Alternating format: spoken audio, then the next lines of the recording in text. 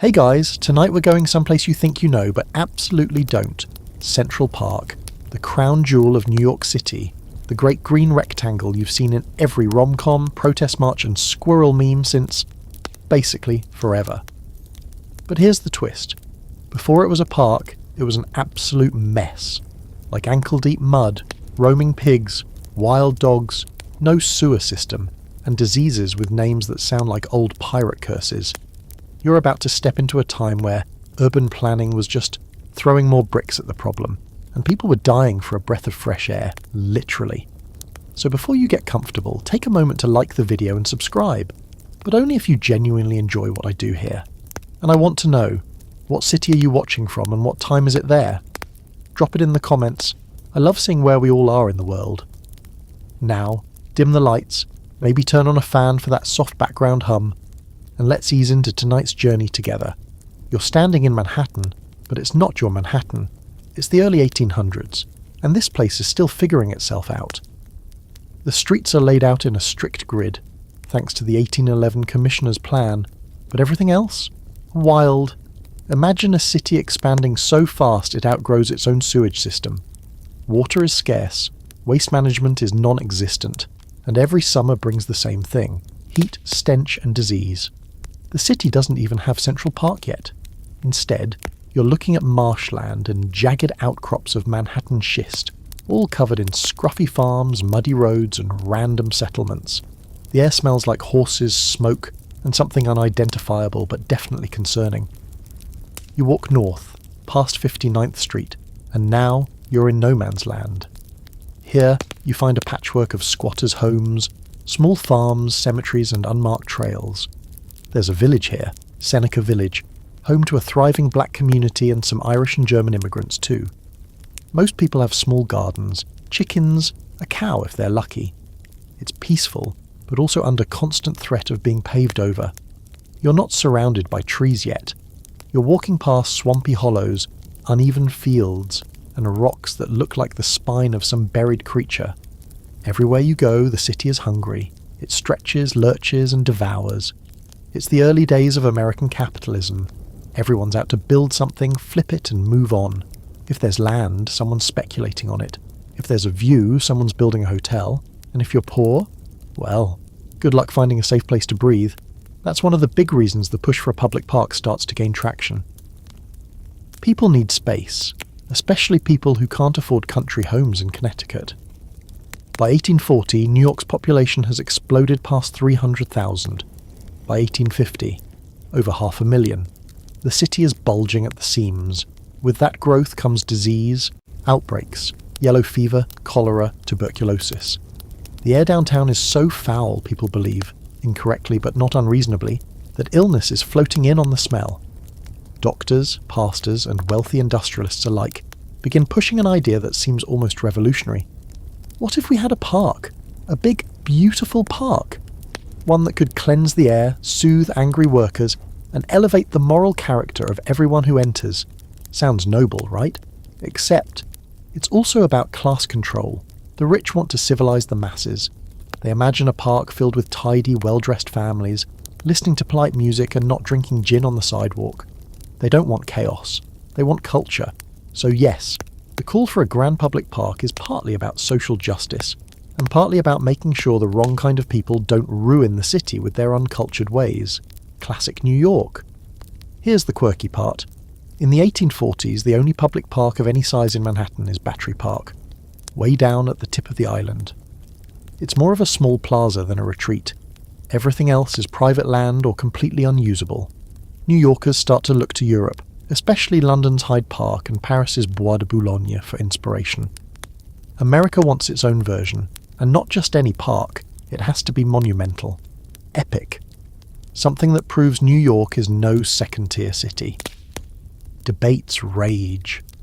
Where should this park go? Some people suggest the East River, others propose the northern tip of the island. But by the 1850s, one location rises to the top. A massive, rocky, swamp-riddled stretch between 59th and 106th Streets. It's centrally located, sort of, undeveloped, because it's almost unusable. And, most conveniently, It's populated by people who have very little power to fight back, and here's where it gets messy. Because while wealthy New Yorkers are drafting petitions and printing editorials about a green lung for the city, actual people are living on that land. Around 1,600 residents, in fact. Many of them are poor, some are formerly enslaved, many are immigrants. Seneca Village, founded in 1825, is one of the few places where black families can own property and live in relative peace. They have homes, churches, a school, but all of that's about to vanish under the steamroller of progress. There's one more twist. The city doesn't actually know how to make a park yet. No one in America has ever designed anything on this scale. In 1853, the New York State Legislature authorizes the project and kicks off a land seizure using eminent domain. The residents are evicted. Compensation is minimal or non-existent, and soon the blasting begins. The city is about to rip apart a landscape and build a fantasy from scratch. Not just a park, but an illusion, an Eden designed to look wild while being carefully sculpted and morally curated. Central Park is going to rise, but it will do so on top of vanished lives, buried springs, and one colossal gamble that people will trade brick and smoke for shade and quiet. Scholars still debate whether this early park movement was more progressive or oppressive. Was it about giving everyone a green space, or about giving elites a tool to reshape the lower classes? Either way, you're about to watch the transformation of a chaotic, dirty no man's land into one of the most iconic pieces of landscape architecture on the planet. And you're just getting started. Now that the land is officially on the chopping block, the next question is simple, but huge. Why a park at all? Why spend millions on trees and grass in a city that can barely handle its own sewage? You walk the filthy streets of 1850s New York, and the answer is, weirdly, everywhere. The city is drowning in noise, garbage, crime, and industrial smoke. Horse-drawn carts crowd narrow avenues, children play in gutters next to animal carcasses, and the clatter of industry echoes off every brick wall. If you're poor, your whole world might be a tenement block the size of a warehouse, with no windows, no running water, and certainly no backyard. To be clear, New Yorkers didn't dream up the idea of a big public park just because they wanted to toss a frisbee. This was about fixing the soul of the city, or at least pretending to. The people leading the charge, a mix of well-meaning reformers, romantic idealists, and high society busybodies who really thought a good walk could cure poverty. They wanted to create a place that could uplift the working class by exposure to beauty and nature, a sanctuary from the chaos. But not too wild, mind you. Nothing unmanicured. This had to be civilized nature. A guy named Andrew Jackson Downing, a landscape designer with a flair for drama, is one of the loudest voices pushing for a grand, planned public space. Downing thinks cities are killing Americans, physically, mentally, spiritually. He imagines a park as a kind of moral purifier, where workers can learn better behaviour, just by walking through well-maintained gardens. It sounds noble until you realise this dream involves removing the people who already live on the land. But Downing doesn't get the job in the end. He dies in a freak steamboat accident before he can bring his vision to life. His protégé, Frederick Law Olmsted, will pick up the mantle later, but we're not quite there yet. Back in City Hall, debates rage about what exactly this future park should be. Should it have fountains? Should it have formal gardens like in Europe?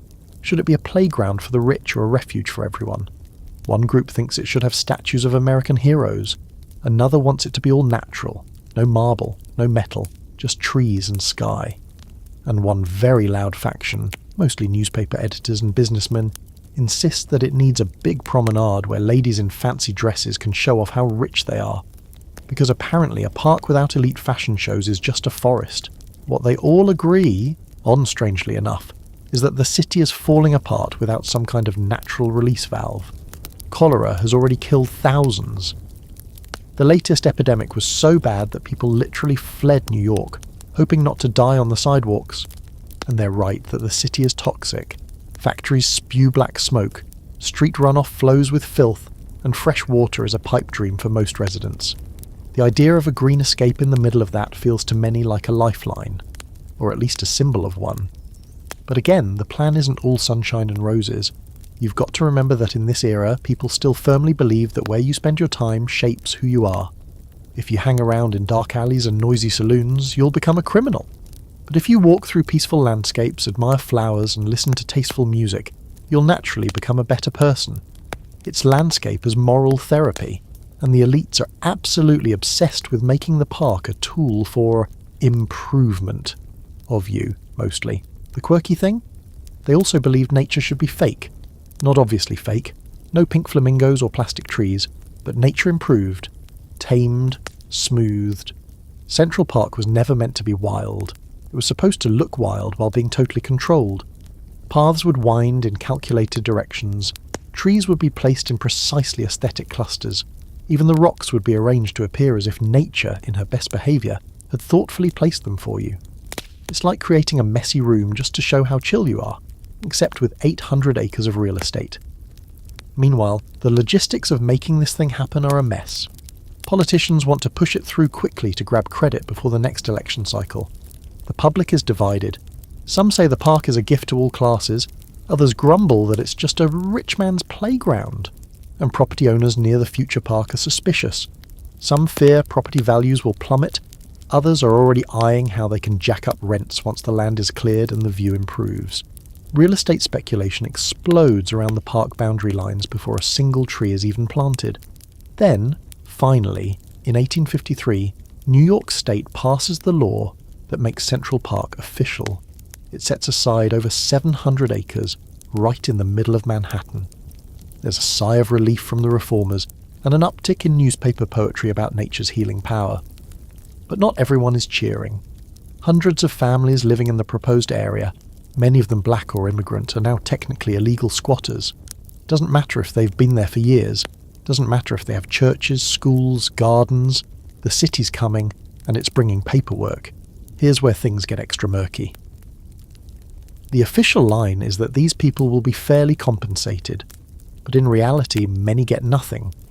Inspectors show up, label the homes as shanties, and treat the residents as if they're in the way of civilization. Even Seneca Village, one of the few free black communities in the city, with some families who owned land, is swept away under eminent domain. The land is surveyed, measured, priced, and cleared. By 1857, it's empty, a blank canvas, but not without ghosts. Historians still argue about how necessary this was. Was there really no other place to put a park? Could the city have worked around existing communities? Could it have integrated them into the new landscape? The fact that we're still asking means the story is more complicated than most plaques would admit. So here we are, you're standing at the edge of a dream, with a cleared expanse of rock and mud stretching in all directions. New York finally has its promised park, but it has no design, no leadership, and no actual plan. That comes next, and let's just say the process will involve more explosions, a few scandals, and a design contest that almost goes terribly wrong. You'd think a city like New York, so determined to have a park, would have a crystal clear vision of what it should look like. But no. By 1857 the land is cleared, but there's no plan, just a lot of ambition, political jockeying and bickering among people who all think they know best. So, naturally the city does what any self-respecting bureaucracy would do when it's in over its head. It launches a public design contest. This is not some neat little online poll. It's a full-blown national competition, complete with rules, prize money, and the kind of vague instructions that almost guarantee chaos. The guidelines say the park must include a parade ground, a boating lake, a lookout tower, playgrounds, and something called a winter garden, which, if you're imagining tropical plants under glass, you're not far off. Oh, and everything has to cost less than $1.5 million, which, even in 1850s money, is optimistic for a project that spans over 700 acres of rocks, swamps and garbage. Dozens of designs pour in. Some are charmingly bizarre. One features a giant circular plaza filled with flags and statues.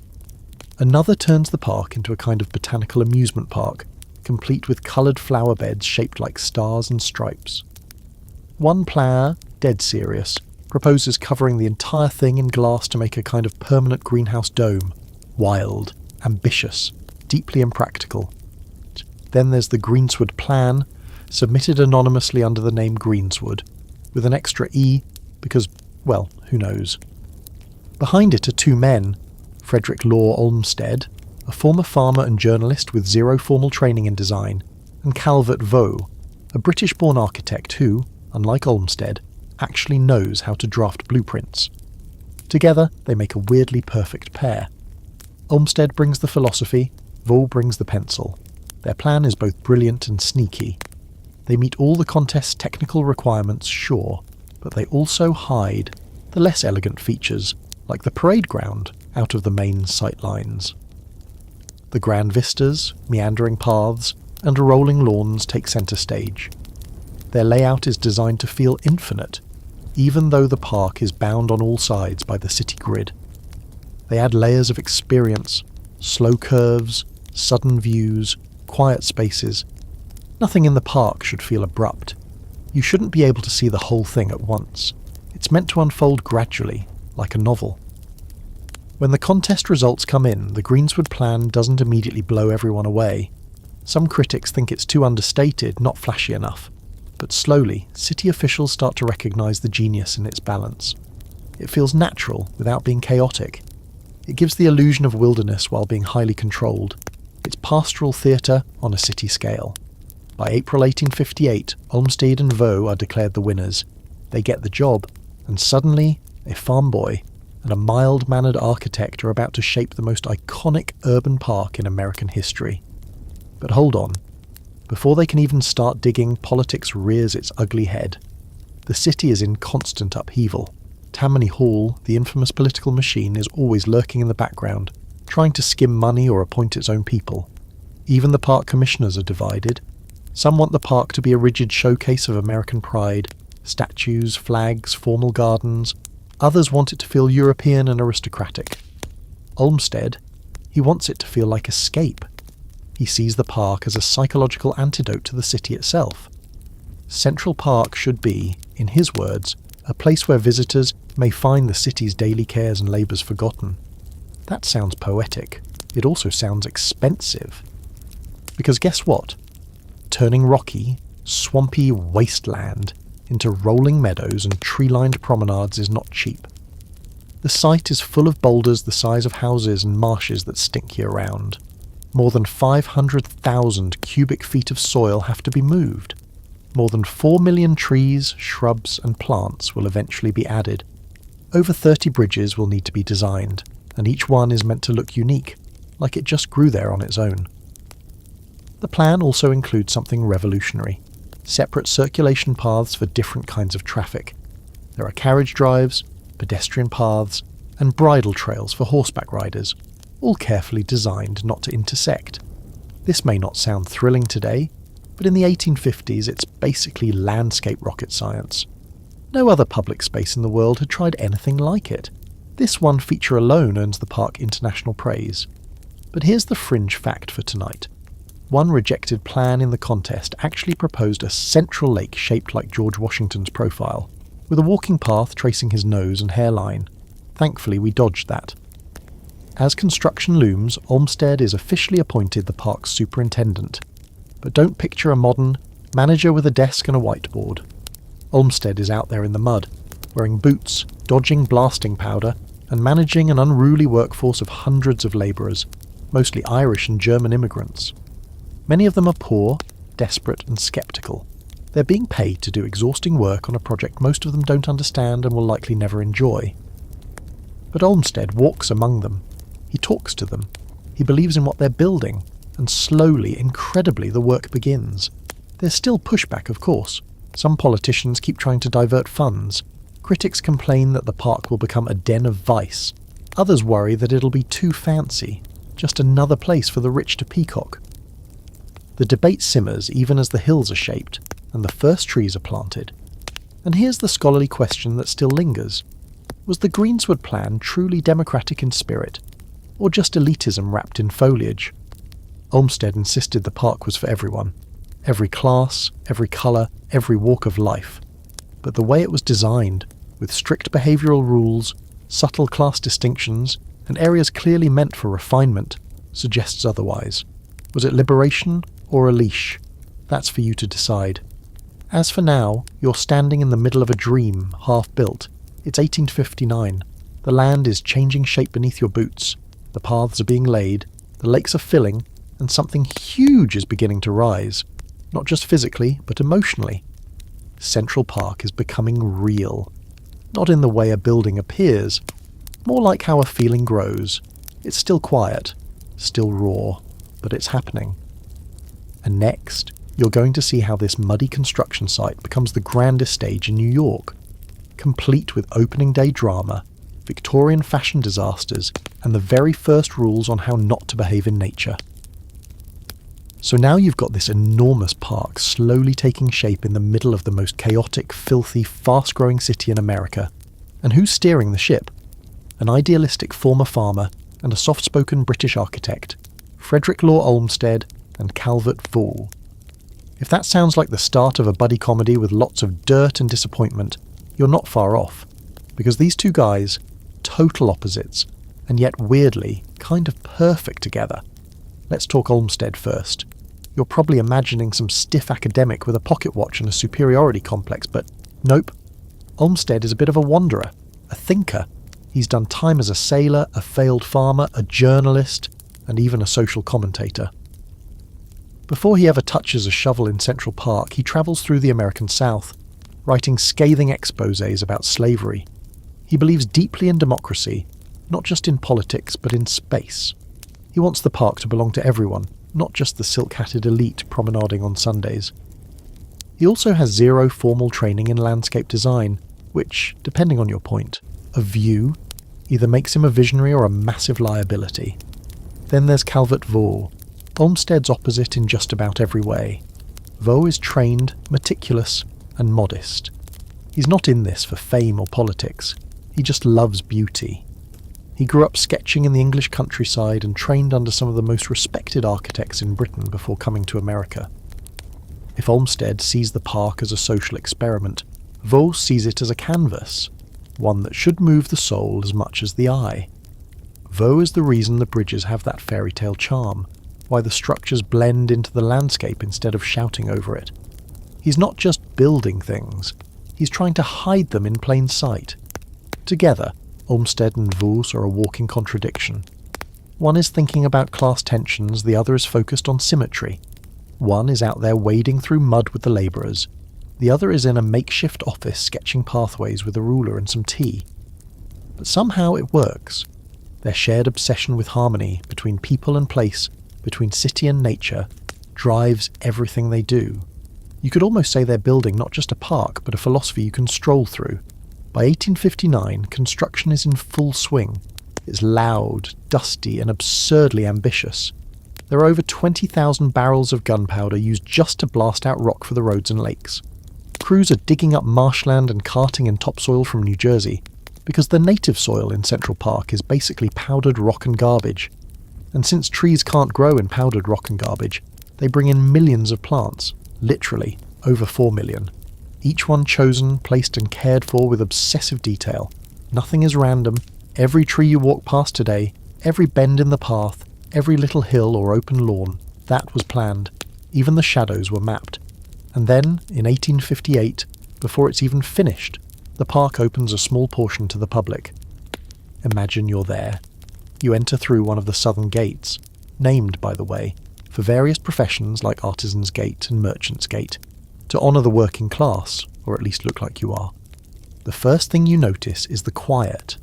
The city hum fades as you move deeper in. You hear birds, you see open space. There's a breeze. It's like stepping through a portal, and people lose their minds. Thousands pour in, even with most of the park still looking like a giant construction site. But Olmsted and Vaux are not thrilled. Because the visitors, they're not following the rules. They're walking off path, picking flowers, and, heaven forbid, picnicking. This, according to the design team, is a disaster.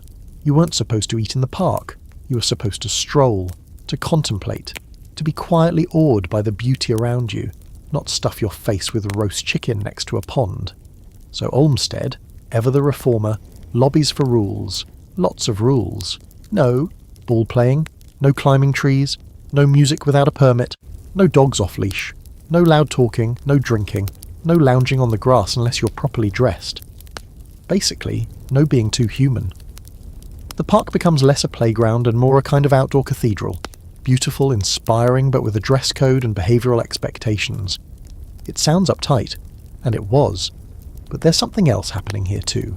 This is the first time in American history where different social classes are really sharing the same public space. Rich and poor, immigrant and native-born side by side. Yes, there are tensions. The elite often act like they own the place. The working class gets scolded for being too loud, too messy, too visible. But it's happening. The idea that a park could be a shared civic experience is radical, and it's alive in these early years, even if it's still wrapped in corsets and moral panic. Oh, and speaking of panic, here's your quirky fact. For a brief moment in 1859, someone proposes that Central Park should include a zoo filled only with animals that once roamed Manhattan. So you'd have wolves, bears, wild turkeys, and possibly panthers. Surprisingly, this idea makes it into early drafts before being scrapped for being, wildly unsafe. But back to the human zoo. You walk along the mall, a wide promenade lined with American elm trees that arch overhead like a green cathedral. It's one of the most photographed parts of the park today, but back then, it's the social catwalk. If you've got a hoop skirt, a parasol, or a particularly dashing top hat, this is where you show it off. Couples stroll arm in arm. Children are paraded about in frilly outfits like tiny diplomats. And behind it all, Olmsted and Vaux are quietly fuming about how people are using their sacred landscape like it's a theme park. There's a scholarly debate here still simmering. Was Central Park's early strictness about preserving nature or controlling people? Some argue that the rules were about maintaining the illusion of untouched beauty, protecting the fragile young landscape from destruction. Others say it was about enforcing a certain kind of public behaviour. Orderly, clean, middle class. You weren't just in a park, you were on stage. But despite the tension, the place becomes beloved. Families come on Sundays, musicians play from bandstands, painters sketch the skyline through trees, even the critics start to soften. Central Park isn't done, far from it, but it's already working. People are coming. They're breathing. They're staying. And you're right in the middle of it. You've seen the mud, the dynamite, the politics, and now the first breaths of life. The park isn't finished yet, but it's alive. Next, we're going to meet the people who enforce all these new rules. Spoiler. They carry batons, not smiles, and find out how nature gets policed in the most unnatural way possible. You're strolling through the park now, maybe still a little awestruck by how peaceful it all feels, how organised the trees look, how the paths curve like they were pulled by invisible hands. But don't get too comfortable. Someone's watching you. No, not in a spooky way. These guys wear uniforms, carry batons. They're the Central Park keepers, and they're here to make sure you don't mess up this meticulously crafted version of nature. And trust me, they take it seriously. They're not regular police, not at first. These are specially appointed officers whose job is to patrol the grounds and enforce the behaviour codes dreamed up by Olmsted and his fellow moral crusaders. The logic is simple. If Central Park is supposed to be a civilizing influence, then someone has to maintain the civilization. Otherwise, you'll have kids climbing statues, couples kissing under trees, dogs running wild, and, heaven forbid, musicians playing without permits. The keepers are everywhere, watching from beneath the elm trees, standing near bridges, perched at entrances like nature's bouncers, and they don't just stop fights or stop pickpockets, though that happens too. They intervene if you sit on the grass in the wrong place. They scold you for whistling. If your clothes are considered inappropriate, they might ask you to leave. If you dare to run, you'd better have a very good reason. This isn't just about protecting flowers. It's about controlling behaviour, especially the behaviour of the working class. Olmsted and his allies had a vision of who the park was for, and who might ruin it. They feared the noise, chaos, and unpredictability of urban life creeping into their green utopia. The irony? The very people they were trying to uplift, immigrants, labourers, poor families, were the ones most often policed inside the park. Let's set the scene.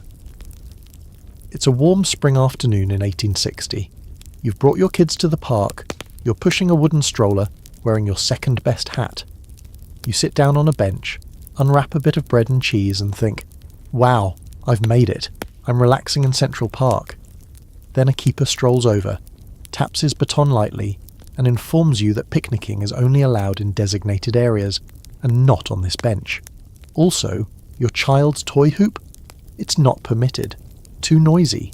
Too undignified. There's a word for this kind of regulation. Victorian. Because that's what this is, really. A Victorian fantasy. Nature without danger. Public space without mess.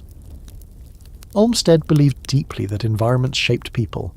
If you put someone in a clean, peaceful place, they'd act clean and peaceful. But to make that work, you had to strictly manage the environment and the people. That's why the grass has signs. That's why the benches have rules. That's why couples caught kissing behind the dairy building sometimes got warnings or even fines. Yes, really, the dairy. You're passing it now. Charming little cottage-style structure nestled into the park near 65th Street. Originally, it was meant to be a wholesome spot for children to get fresh milk. A literal dairy in the park. Because back in the 1860s, milk was often contaminated and dangerous. The idea of giving city kids access to clean, healthy dairy products was considered revolutionary. A cute touch with a very real purpose. Today, it's a visitor centre, but back then, it was a cornerstone of the park's moral hygiene campaign, and the keepers weren't the only eyes on you. Park etiquette was self-policing too. Society folks patrolled the lawns with their stares and judgment. If your shoes were muddy, if your dress was wrinkled, if your accent wasn't quite right, you'd feel it. The park became a social pressure cooker disguised as an open field. Still, you can't deny the beauty. The Ramble, with its winding paths and sudden views of water. The lake, where you could rent a rowboat and drift past weeping willows. The reservoir, vast and glittering, a mirror in the middle of the island. It's magic. It's escape. It's also curated down to the last pebble. Here's your fringe fact for the night. One of the early Central Park keepers was fired for trying to introduce squirrels into the park without permission. He thought it would make the place feel more natural. Management disagreed. The squirrels eventually made their way in anyway, possibly smuggled in by nature-loving children. And by the 1870s, they were a regular feature, delighting visitors and confusing dogs. Now, not everyone hated the rules. Some people loved the order. They felt safe here, even if it was rigid. Women could walk unchaperoned without being harassed. Families could sit without being jostled by crowds. The park was clean, well-maintained, and calm, in a city that was anything but, that meant everything. But others chafed at the restrictions. Workers who came on their only day off resented being told how to walk, talk, and dress. Musicians were frustrated by permit limits. Young lovers couldn't find privacy. The tension between freedom and order, between wildness and control, was built into the DNA of the park. It still is. Historians still argue about whether this early strictness was necessary. Some say yes. The landscape was fragile, the grass needed protection, and without the rules, the park would have turned into another overrun, neglected city space. Others say the park's creators were too focused on behaviour, and not focused enough on the human need to just be. Not everything has to be dignified. Sometimes, you just want to lie in the grass and look up at the sky without being scolded for your posture. And you're somewhere in the middle. You can see the logic of keeping the place beautiful, but you're also watching a young couple get told to leave room for the Holy Spirit by a baton-wielding park keeper, and you're wondering how relaxing this place really is. Still, it's early days. The park isn't finished. More sections are opening up. New features are being added. The sheep meadow is on the way. Yes, actual sheep. The zoo is coming, so is the skating pond. Central Park is about to become not just a walking garden, but a playground, a spectacle, and eventually a battleground for what public space should really mean. But for now, mind your step, watch your tone, and whatever you do, don't fly a kite. That's considered anarchic. You're standing ankle deep in mud, and the air smells like freshly blasted rock. The year is 1860, and the creation of Central Park is in full gritty swing. You've watched elegant pathways appear and polite benches line up under carefully planted trees, but don't let that fool you. This place didn't rise out of the earth like some enchanted forest. It was forged, hammered, blasted, carved by hand and backache. If Central Park is a dreamscape, it's a dream with a body count of sore muscles and crushed thumbs. The construction of the park is one of the largest and most ambitious engineering projects in American history at the time, second maybe only to something like the Erie Canal. You look out and see thousands of labourers, most of them Irish immigrants, many barely scraping by, earning a few dollars a week to dig, chisel, lift and carry. A lot of them are Civil War deserters, men fleeing famine, or young boys lying about their age just to get a job. Their tools are simple: pickaxes, wheelbarrows and blasting powder. So much blasting powder. One of the biggest challenges: the rocks. Manhattan isn't some fluffy bed of soil. It's basically granite in disguise. Hard, stubborn, uncooperative. Huge formations of Manhattan schist and gneiss jut out of the ground like dragon bones. To build a lake, you can't just dig a hole. You have to blow the rock to pieces. Over 260 tons of gunpowder are used. Some blasts send debris flying hundreds of feet, and there are injuries, even deaths, that barely make the papers. This isn't a landscaping job. It's war with geology. The soil, too, is a problem. Much of the park's original land is swamp or waste, so they import soil, a lot of it. Around 3 million cubic yards, much of it hauled in by horse-drawn carts from places like New Jersey and Long Island. Imagine the logistics. Thousands of wagon loads, rumbling down makeshift roads, dumping dirt in giant piles that workers then spread and shape, like cake frosting on a jagged rock. It's exhausting, relentless work. And don't forget the water features. The lakes and ponds you see today, totally artificial. Water had to be pumped in, contained, and carefully controlled so that each one looked natural, but not too wild. They had to reflect the sky, ripple just so, and hide the machinery beneath. The Ramble Lake, sculpted. The Harlem Mere, dug by hand and carefully ringed with stones. Nothing in the park is really wild. It's designed to appear wild, like a very convincing lie. You walk past a team of workers laying out the mall, straight, broad, lined with elms that had to be brought in from out of state. They're being planted in perfect rows, but they don't look forced. That's the trick. Everything about Central Park is meant to feel inevitable, as if it had always been this way, as if nature had just arranged itself for your pleasure. But it's all fake. Gorgeous. Brilliant. Well-intentioned fakery. Meanwhile, bridges are going up. Stone, iron, wood. Each one different. Each one blending into the landscape like it was sketched by elves. These bridges aren't just functional. They're aesthetic traps, drawing your eye, creating moments of surprise. Some are ornate and arched, others squat and hidden. The idea is that you never quite know what's around the next bend, and your mind stays curious. That was a key part of Olmsted and Vaux's philosophy. Nature should tease you along. It should invite, not instruct. But here's the quirky bit. In the middle of all this, someone decides they want to add a feature called the Croton Reservoir Walk. Basically, a path circling the large reservoir with views of the city skyline. Sounds nice, right? Except that in 1860 the skyline is just chimneys. Some city planners argue it ruins the illusion of escape. You're in this pastoral dream. And then, bam, smokestacks. The debate is fierce. Eventually the walk stays, but it's one of the first moments where the park's creators have to confront the reality that no matter how well you design the escape, the city always finds a way to peek back in. At the same time, Olmsted is nearly collapsing under the weight of his job. As superintendent, he's not just overseeing construction, he's writing reports, battling politicians, tracking spending, resolving labour disputes, and sketching out long-term visions. The man is exhausted. He writes letters full of anxiety and frustration, even as the park grows more beautiful around him. He worries that shortcuts are being taken, that Tammany Hall is worming its way into the budget, that the park is turning into a spectacle instead of a sanctuary. His friend and partner Vaux is facing a quieter challenge.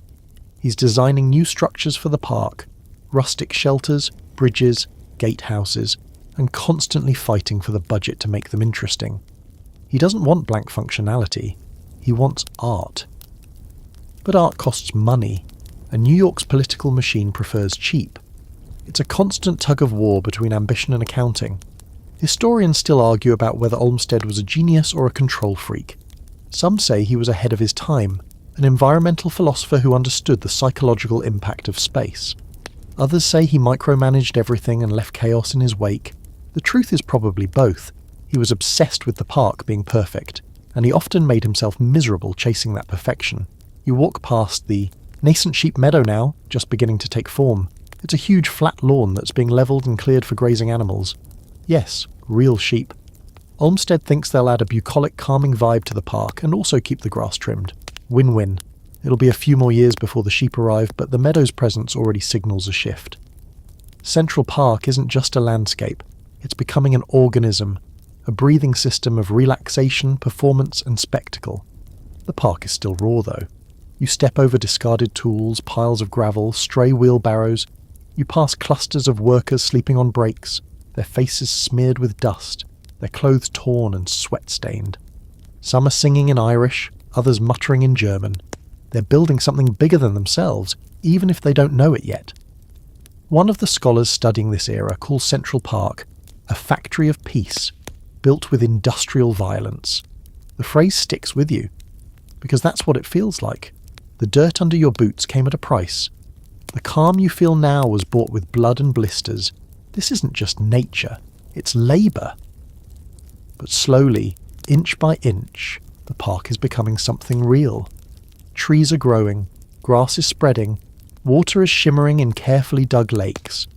The city's roar feels farther away with each new bench installed. And you're starting to believe that maybe, just maybe, a place like this could change people. Not by force or rules or watchful keepers, but by making them feel like they're somewhere worth protecting. Just wait until the sheep show up. That's when things really get pastoral. So now it's 1858, and after all the dynamite, dirt and soul-searching, a portion of Central Park finally opens to the public. Not finished, not even close, but open. You walk through one of the newly cleared entrances, probably still ducking under scaffolding and tiptoeing past puddles of construction water, and what you see is promising. Messy, but promising. Trees just taking root, winding paths that go nowhere yet, a lake that still smells faintly of gunpowder. But even in its half-formed state, the place already feels different. People show up for this, and not just a few curious New Yorkers with time to kill. Tens of thousands come in that first year, even though half the park is still a glorified construction site. They walk, they gawk, they whisper reverently about the potential. Even in the mud you can tell something big is happening. This isn't just a park, it's an idea beginning to bloom. The grand opening, if you can call it that, is really just a soft launch. There's no fireworks display, no dramatic ribbon cutting, no citywide parade. In fact, the city's elite are almost suspiciously quiet about it, as if they're waiting to see whether this weird public garden project sinks or swims. But the people come anyway. That says everything. You're walking among them now. Look around. There's a sea of bonnets, top hats, lace gloves and curious children. Even the ones climbing fences and getting dirt on their knickerbockers seem enchanted. You see carriages parked along the edge, their horses swishing tails, drivers half asleep in the sun. Ladies hold parasols to their cheeks and make polite observations like, "Oh, look at that gentle rise, so English." Or, "It almost feels healthy." It's still rough though. A lot of the trees are young and scraggly. Some paths don't lead anywhere yet. The grass is uneven. Here and there workers are still laying stone or planting shrubs with a kind of weary, get-it-done energy. In a way, the park is being born right in front of everyone. Awkward, a little unsteady on its feet, but clearly growing into something beautiful. There are rules, of course. So many rules. Posted signs at the entrances announce all the things you can't do, and they're long enough to qualify as short novels. No picking flowers, no drinking, no playing instruments without permission, no ball games, no shouting, no loitering, no fishing, and absolutely no sitting on the grass unless you're in proper attire, which in 1858 basically means you're wearing a full three-piece suit or a hoop skirt the size of a satellite dish. But people mostly follow the rules, at least in the beginning. There's a sense of wonder that keeps things calm. You hear fewer streetcar bells and more birdsong. You feel the shift from cramped sidewalks to open sky. For many visitors, it's the first time they've ever seen trees not covered in soot. It's the first time they've heard wind rustle leaves instead of wagons screeching past cobblestone. One popular early activity, ice skating. Even before the rest of the park is finished, the lake is frozen and open to skaters. Picture it. Victorian couples twirling slowly under gaslight lanterns, their breath fogging in the cold, the sound of metal scraping ice. No DJ, no flashing lights, just the scrape of skates, the hush of winter, and the soft murmur of bundled-up spectators sipping from thermoses. There's something quietly magical about it, like a painting that's come to life. Another big hit, The Ramble. Even half-built, it draws attention. Designed to feel like a tiny forest with winding trails and surprise views, it quickly becomes a favourite spot for wanderers, introverts, and people looking for a little privacy, for reasons both innocent and otherwise. Already the Ramble is becoming a place where you can slip out of public view, where the park gets a little less proper and a little more personal. And then there's the dairy, still being constructed. People peer through the scaffolding and speculate. A building that gives you milk, one man says, baffled. What'll they think of next? Others are more excited, especially mothers who hope the fresh dairy service will mean safer milk for their kids. It's another layer in the park's quiet revolution, offering public health disguised as charm. You also see the mall starting to take shape, that grand, straight promenade lined with American elms. It's still young, more of a promise than a boulevard, but already couples are strolling it like it's a red carpet. It's meant to be the park's central axis, the great stage where every class can walk together side by side. Of course, not all classes are equally represented. Many of the working poor can't afford the time or feel too self-conscious under the gaze of well-dressed passers-by. But the idea is there, stretching out like a green avenue toward a better kind of city. Now here's the fringe fact you didn't see coming.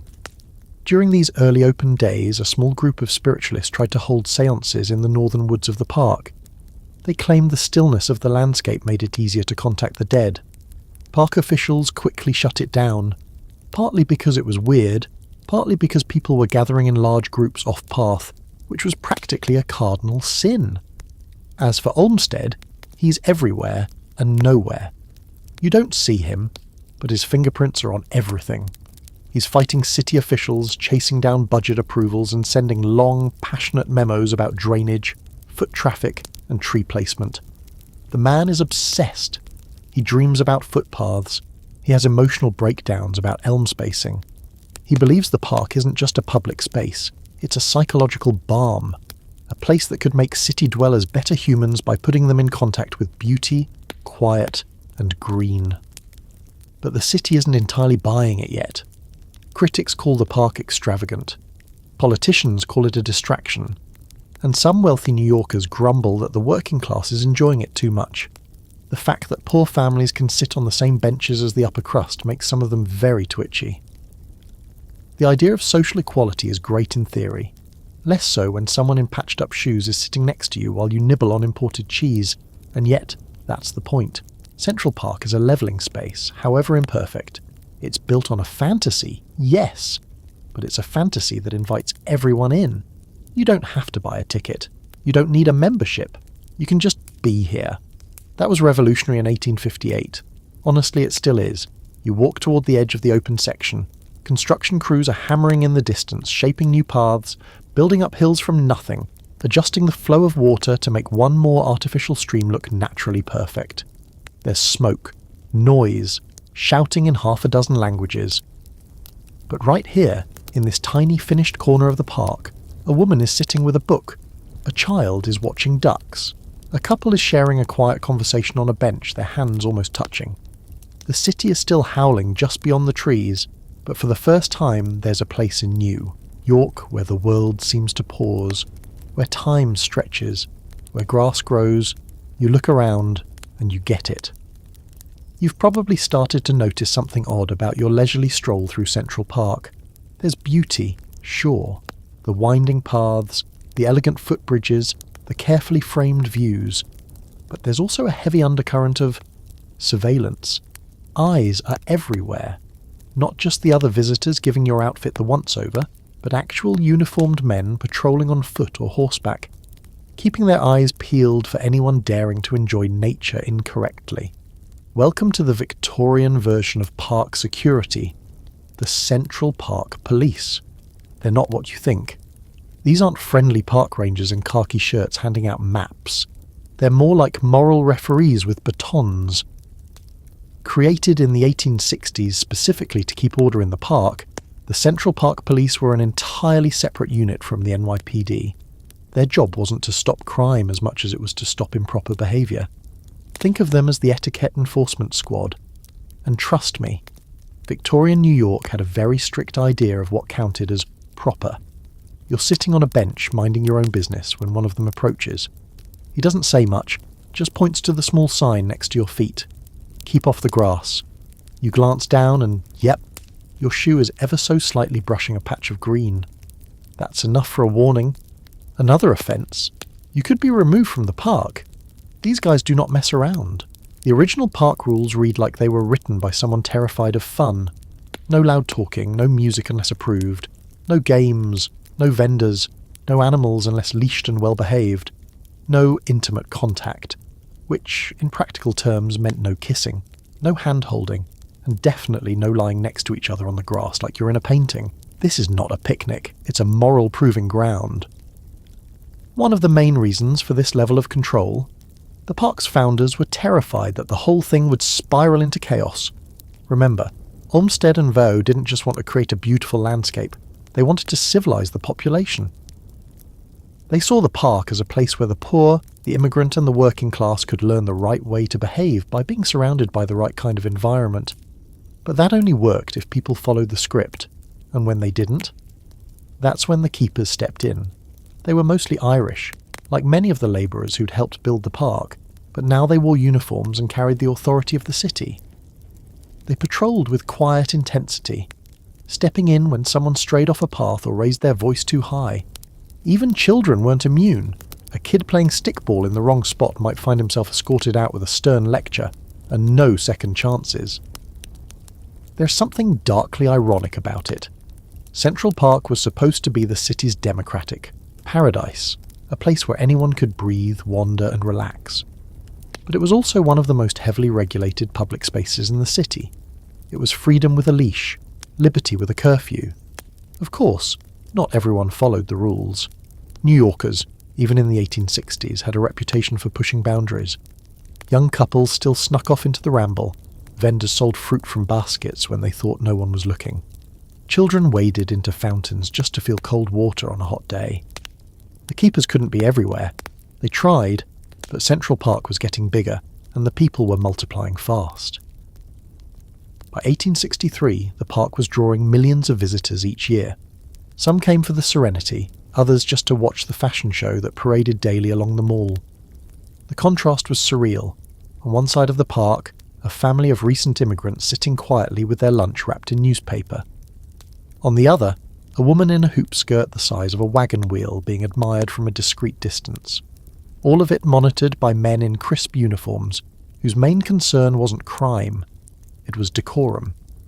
Here's the quirky bit for tonight. One of the more bizarre duties of the Central Park Police was monitoring kite flying, specifically banning it. Kites apparently were too unpredictable. They could crash, they could lead to running, and running led to sweat. And sweat, as we all know, is the gateway drug to chaos. It's a rule so strange that even other park officials rolled their eyes, but it stuck for years. Still, the keepers did more than just enforce rules. In many ways, they were the face of the park. They helped lost children. They broke up fights. Yes, there were fights. They stopped illegal vendors, rescued drowning dogs, and even helped deliver babies. Occasionally, they'd play mediator during disputes between families, or offer stern advice to young men who thought the ramble was a good place for rowdy behaviour. They were part cop, part caretaker, part walking signpost. Scholars still debate whether this intense supervision was necessary or just elitist overkill. Some say the rules protected the park's fragile landscape in its early years, preserving Olmsted and Vaux's vision. Others argue that the enforcement mostly served to keep certain people, loud, poor, foreign or just different, out of the way. The park, they say, was never neutral ground. It always reflected the city's deepest divides, dressed up in ivy and elms. You notice it as you walk. The closer you get to the southern end of the park, where the wealthy neighbourhoods lie, the stricter the vibe. More officers, sharper gazes. Move north, and things start to loosen up. More families, more casualness, a little more laughter in the air. It's subtle, but it's there. Even in the trees, class finds a way to express itself. Yet people kept coming, despite the rules, despite the watchful eyes, because Central Park was still unlike anything else in New York. It had grass, trees, air that didn't reek of industry. It had ducks and ponds and shady corners where you could pretend for 5 minutes that you didn't live in a tenement with 7 other people. And that illusion, it was worth the occasional scolding. You pass a group of young boys, holding hands with their mother, giggling as they point at a squirrel doing something vaguely illegal on a fence post. You hear a violinist softly playing under a tree, technically in violation of park code but quietly ignored because the music is just that good. And you see one of the Central Park keepers, arms folded, watching from a distance, not scowling, just present. The park is growing, changing, testing its boundaries, and soon it will become more than a walking garden. The animals are coming, the skaters, the carriages, the sheep, and with them a whole new wave of tensions between what the park was supposed to be and what the people of New York will turn it into anyway. So enjoy your rule-abiding stroll while you can, because things are about to get lively. It's a crisp autumn afternoon in the early 1860s, and you're gliding slowly along one of Central Park's newly finished paths. Everything feels polished, curved just so, the way Olmsted and Vaux intended. But what's even more interesting than the trees or the bridges is the crowd itself. You're surrounded by bonnets and bowlers, stiff collars, and skirts that sweep the ground like ships through water. The park isn't just a place to escape the city anymore, it's a stage, and your outfit is the ticket. Let's not pretend otherwise. Central Park has officially become the place to be seen. Everywhere you look, the fashion of the 1860s is on parade. Ladies in extravagant crinolines, those massive bell-shaped skirts supported by steel hoops, float down the mall like decorative jellyfish. Their sleeves puff, their bonnets tilt, and their gloves never come off. They carry parasols, not for the sun, but for the style. Men strut in long wool coats, waistcoats, and bowler hats, puffing on cigars they'll never finish, and pretending not to notice who's watching them. It's a social ballet, choreographed to look effortless, but absolutely exhausting. You step onto the mall, Central Park's grand promenade, and it's instantly clear that this is the heart of the performance. It's wide, straight, and shaded by those now maturing American elm trees. It was designed for strolling, and strolling alone. Not rushing, not sitting, not talking too loudly. Just walking with purpose and being observed. Think of it as the 19th century Instagram, only you don't need a filter when you're framed by gold leaves and soft sunlight. Carriages roll slowly down nearby drives, pulled by glossy horses and guided by drivers in dark coats and tall boots. The wealthier the family, the shinier the horses. It becomes something of a status flex. How many people you can fit in your carriage, how elaborate the trim, how precisely your coachman turns the reins as you pass a particularly influential friend. The carriages are ranked in an unofficial but deeply understood pecking order. Fancy phaetons at the top, rented hacks at the bottom, and everyone knows where you fall. For many, the walk through the mall is like entering a very polite battlefield. There's competition in every step. Who has the finest silk? Who can nod the most demurely? Who's daring enough to flash a bit of ankle? A shocking move, even in a place where children are actively throwing breadcrumbs at pigeons without anyone batting an eye. Fashion in the park isn't just about looking good, it's about belonging, and more importantly about showing others you do. But let's not forget the outsiders. You pass a group of Irish labourers still wearing their work boots, sitting off to the side watching it all, with a mix of envy and amusement. A woman in a faded shawl is walking quickly, clearly out of place among the silk and satin. A young boy is selling apples from a basket, dodging the gaze of a park keeper who's definitely going to shoo him off in 5 minutes. The class divide doesn't disappear in Central Park, it just dresses up and tries to look like equality. Still, the idea that all of these people, from millionaires to peddlers, can even share a space is radical for its time. You're in the middle of a Victorian social experiment, and if you're lucky enough to land in the correctly dressed demographic, the park is an absolute dream. Fresh air, music, scenic views, and above all, order. Because as chaotic as the city outside might be, Central Park feels like it operates on a different frequency. one where everything happens gently, at walking speed, in good taste. You come across one of the park's earliest bandstands, where a small orchestra plays polite music on weekends. Light waltzes, military marches, and sentimental tunes about the beauty of fall or the loss of some long-dead flower. Nothing too exciting. The audience claps politely. No one dances. That would be scandalous. Instead, people smile softly and pretend they're not measuring each other's hats. The park's design plays into this carefully constructed elegance. Every turn in the path leads to a new scene, almost like a diorama. A curved bench under a maple, a glimpse of water through willows, a hill that makes you feel like you're far away from the nearest building, even though you're only a few hundred feet from Fifth Avenue. It's a place made for gentle pleasures, and gentle people. Well, mostly gentle. Here's your quirky fact for tonight. There was a brief trend in the 1860s where young men would challenge each other to carriage races through the park at breakneck speeds. It was wildly unsafe and entirely against the rules.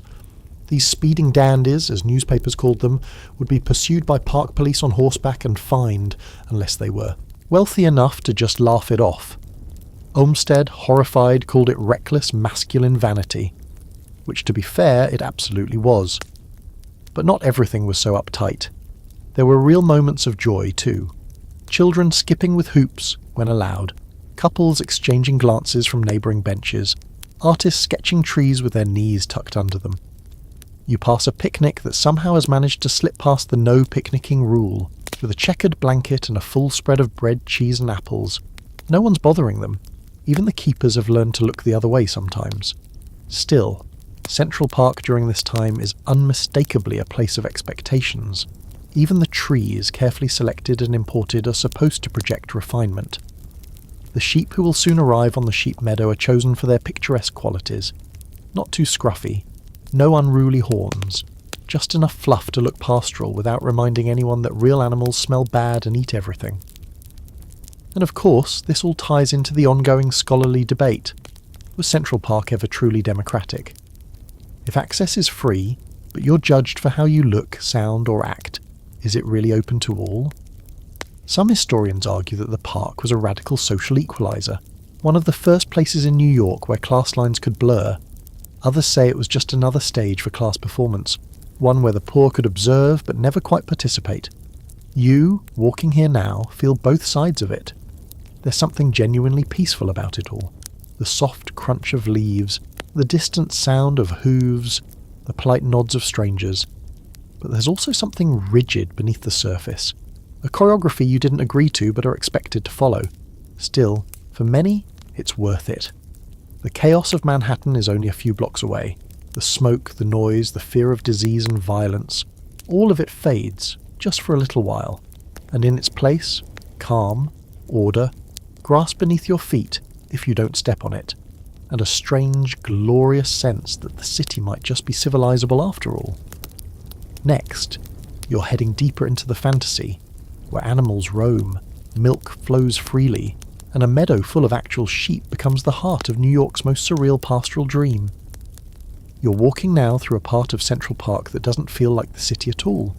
Open sky above, a wide green field stretching out in front of you, birds wheeling overhead and, yes, those are sheep. Real, living, wool-covered sheep. Welcome to Sheep Meadow, the most charmingly surreal part of the park's early years, where Victorian New York decided to fully commit to the fantasy of rural bliss, without leaving Manhattan. It's a strange sight, honestly. On one side, you've got the emerging skyline of Fifth Avenue, with carriages clinking and drivers calling out. On the other, gentle animals munching grass, completely unfazed by the city just beyond the trees. It feels like someone took a slice of the English countryside, flattened it, ironed it, and dropped it into the middle of urban chaos. And somehow, it works. The meadow was always part of Olmsted and Vaux's plan, but the sheep, that was a little extra flair. They arrive in the 1860s, not just as a pastoral decoration, but also as lawn maintenance.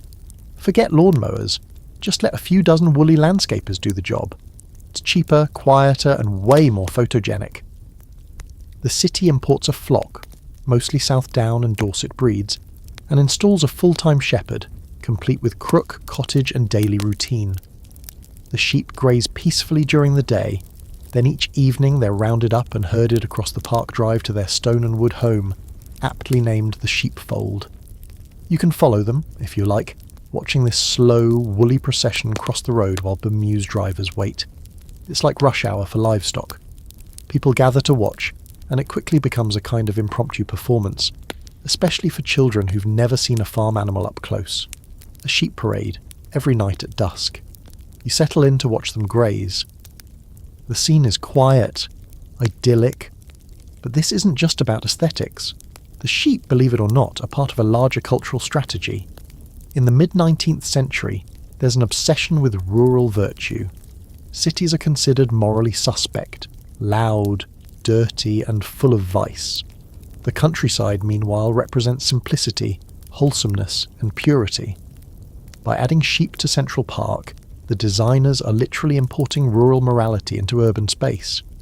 You're not just looking at livestock, you're looking at symbols of innocence, of gentle labour, of clean, grass-fed values. And of course, they help make the meadow look picturesque. Olmsted hated flat landscapes, but he understood the need for open space. The sheep meadow becomes the park's great visual breath, a pause in the winding paths and dense trees, a moment of sky and distance. When you stand at one end and look out, it feels like a painting. And the sheep? Just the finishing touch. The meadow isn't just for admiring animals, though. It quickly becomes a gathering place.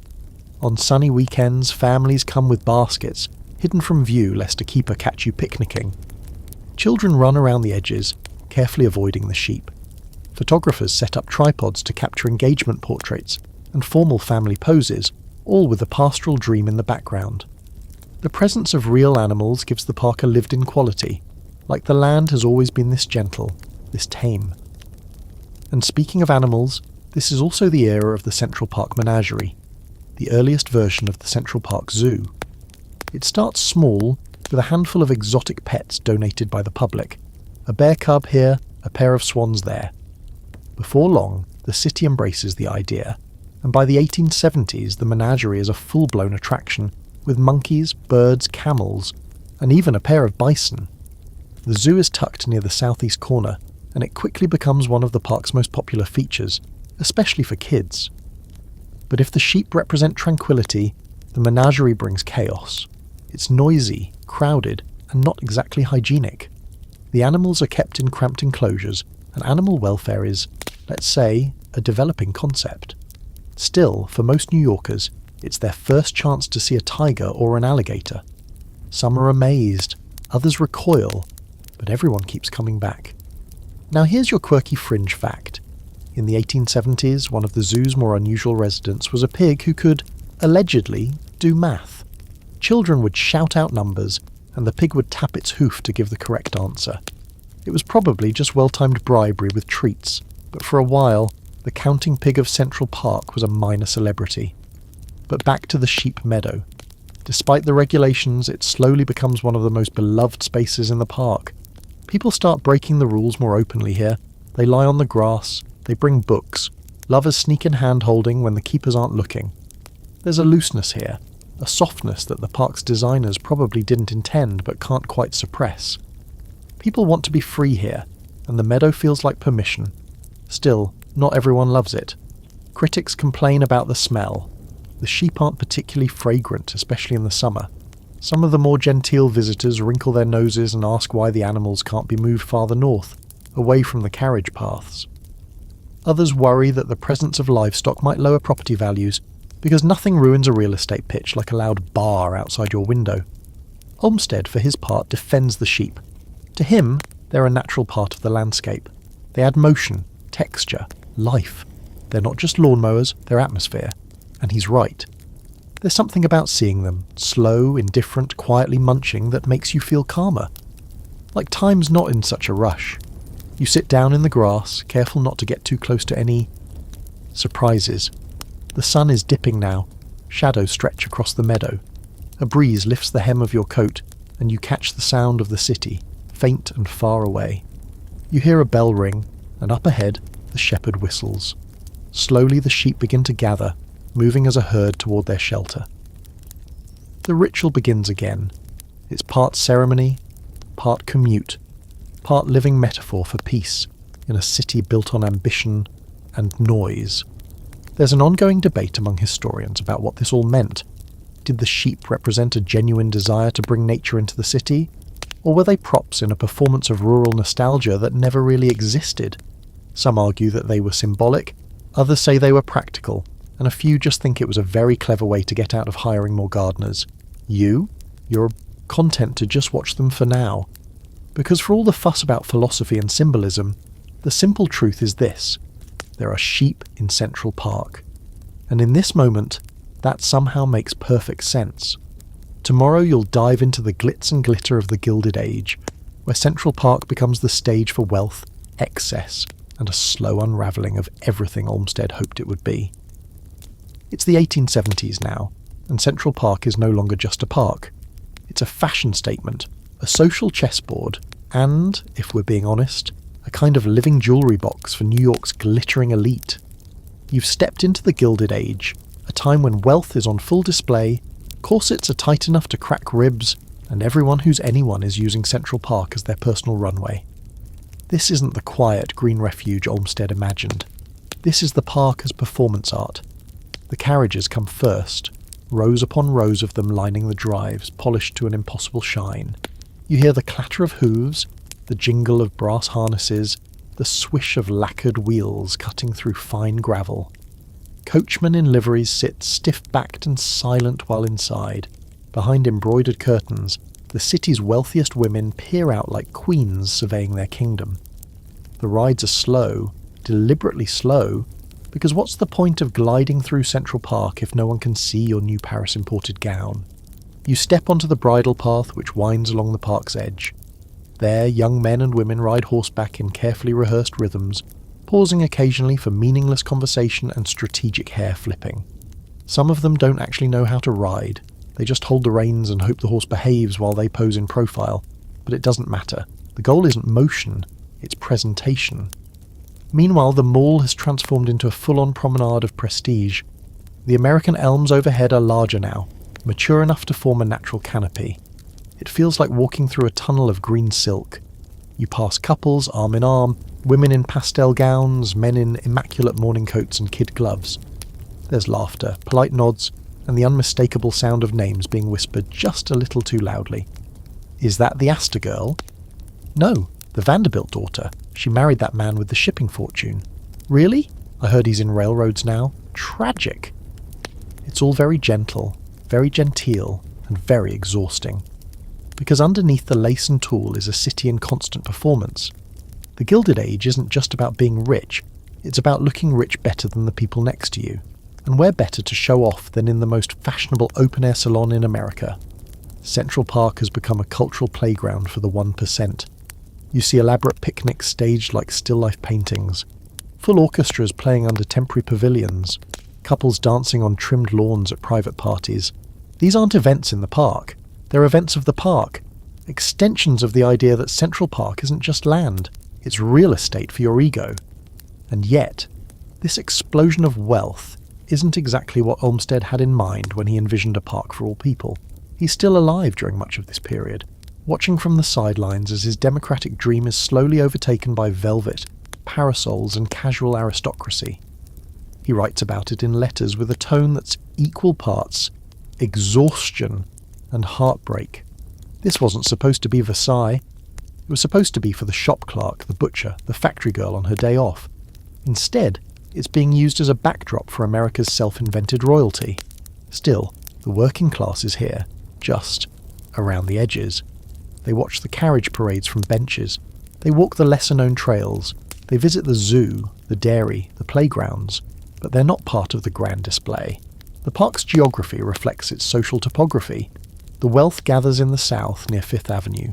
The further north you go, the more casual, diverse and less monitored things become. You can measure class by lawn proximity.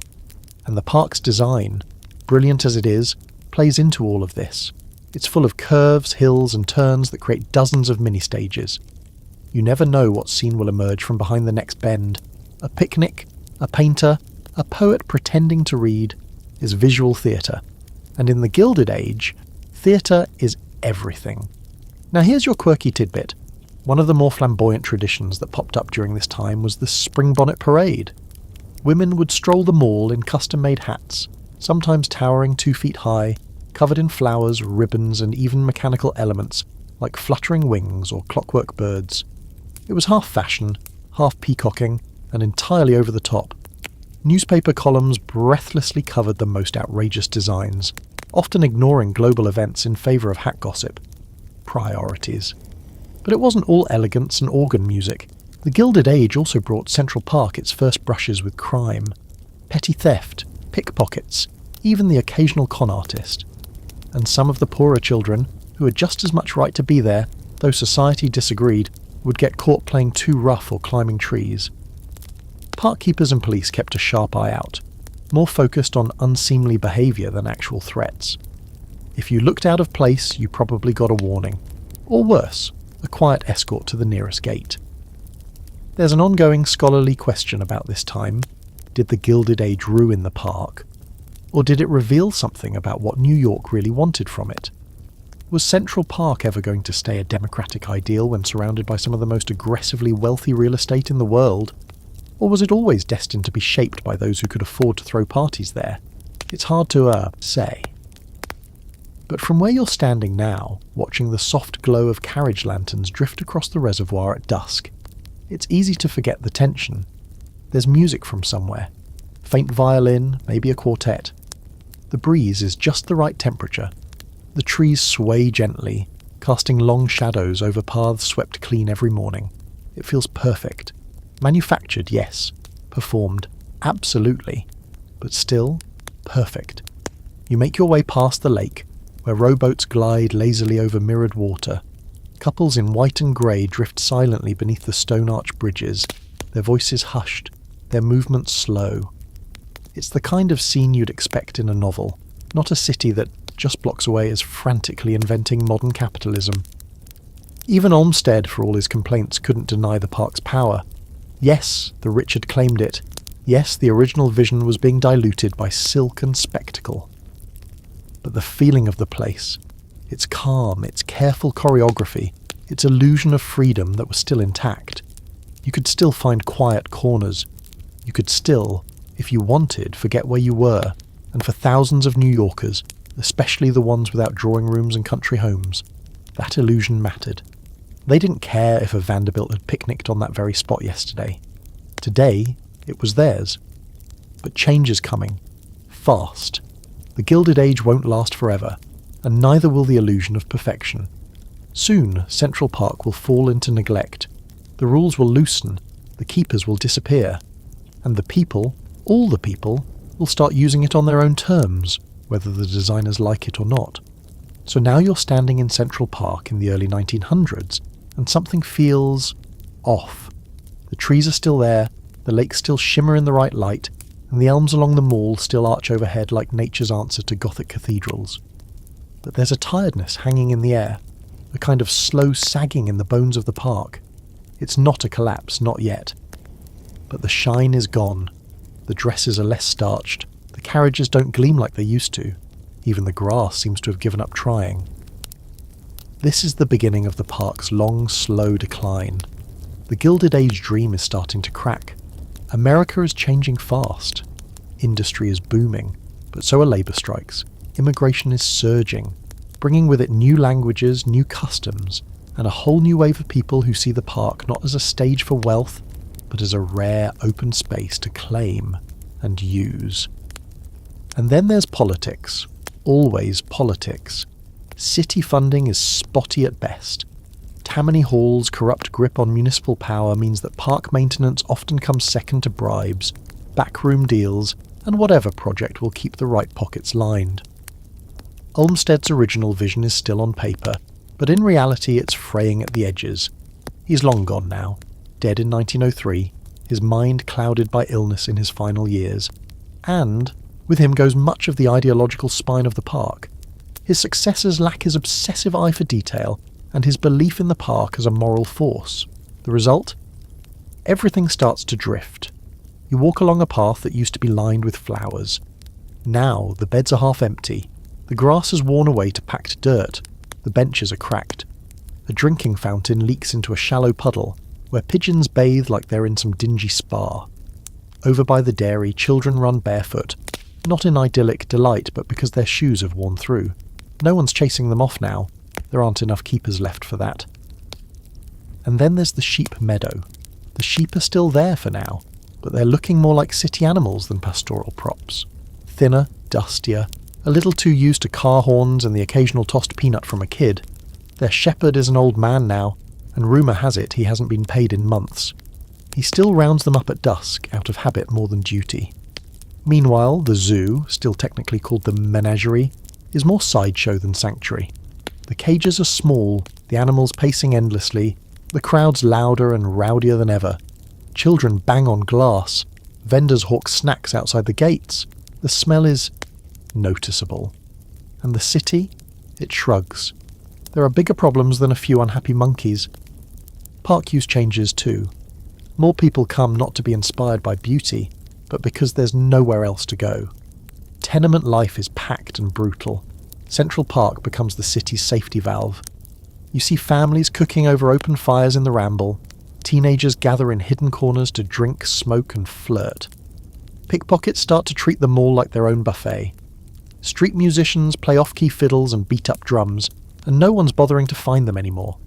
The keepers, what few remain, have learned not to intervene unless something actually catches fire. The tone has shifted. What was once a curated Eden is now just land. Useful land, needed land, but not sacred. It's being used up faster than it's being restored. Paths rut and erode, litter builds, the trees aren't trimmed, the grass isn't reseeded, and nobody's bothering to hide the fact that the city has mostly stopped caring. Here's your quirky fringe fact. Around this time, a rogue group of amateur botanists began planting their own species in the park, quietly and illegally. They called themselves the Midnight Gardeners. They'd sneak in under cover of darkness and tuck rare bulbs or seedlings into neglected flower beds, hoping something beautiful might still take root. Some of those plants, believe it or not, are still here today. Of course, there are bright spots. The park still hosts concerts. 4th of July events draw big crowds. Families still picnic, openly now, and no one yells at them. Baseball games break out in Sheep Meadow, even as the sheep bleat in mild confusion. Children race boats in conservatory. Water, the tiny sails catching the light just right. Love stories still unfold beneath bridges, in rowboats, and near trees where initials are carved into bark by trembling teenage hands. But the tension is rising. Is this a park for nature or for recreation? A museum of greenery or an outdoor gymnasium? The city starts dabbling in new ideas. Proposals are floated to build tennis courts, baseball fields, and even a full stadium somewhere in the North End. Purists panic, modernists cheer. The park, like the city around it, is being pulled in opposite directions, and that leads to one of the most enduring scholarly debates about Central Park's evolution.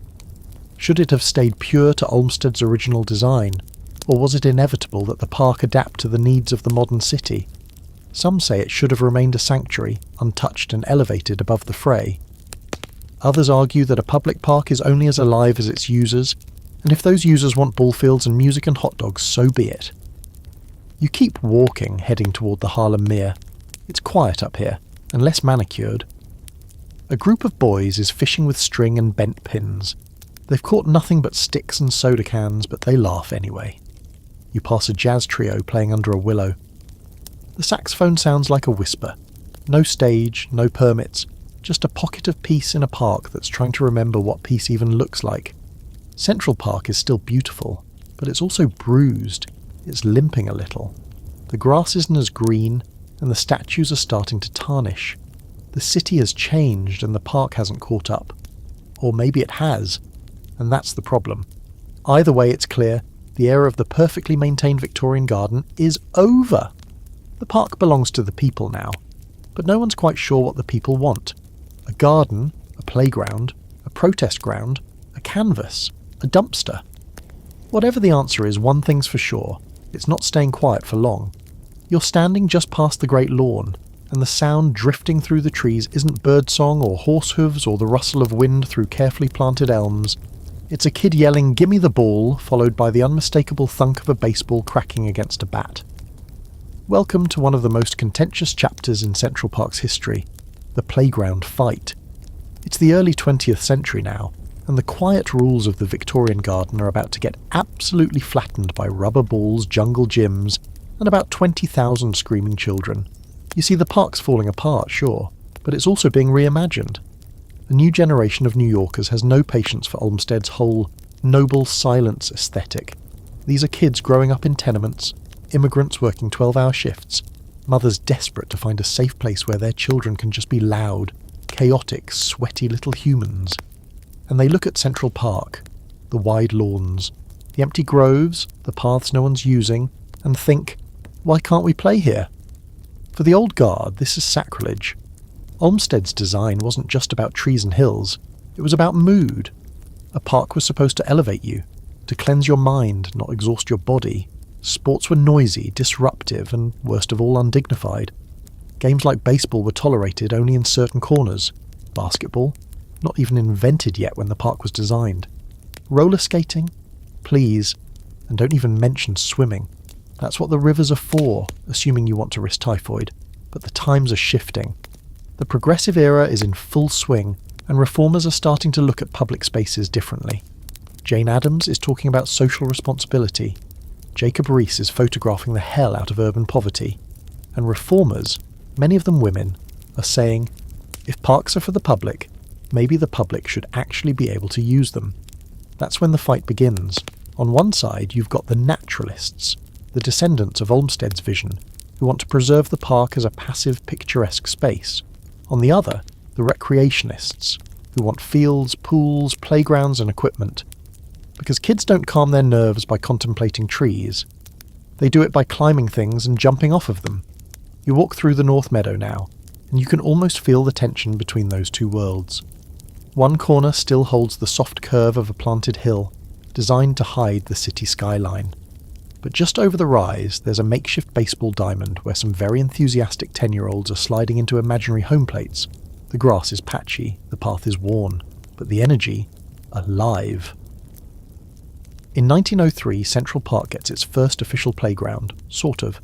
It's not what you're picturing. No plastic slides or climbing domes. Just a simple children's lawn near 67th Street where kids are allowed to run. Imagine that. The park had to create a zone where children could move at speed without being accused of disrupting the moral fibre of New York. Even this modest space causes an uproar. Critics argue it'll destroy the landscape, that the laughter of children will ruin the quiet contemplation of nearby walkers, that baseballs will kill birds, that jump ropes will turn into weapons, and yet, more of these spaces begin to appear. Small ones at first, carefully fenced, lightly equipped, often tucked near the edges of the park like someone was hoping no one would notice. But word spreads.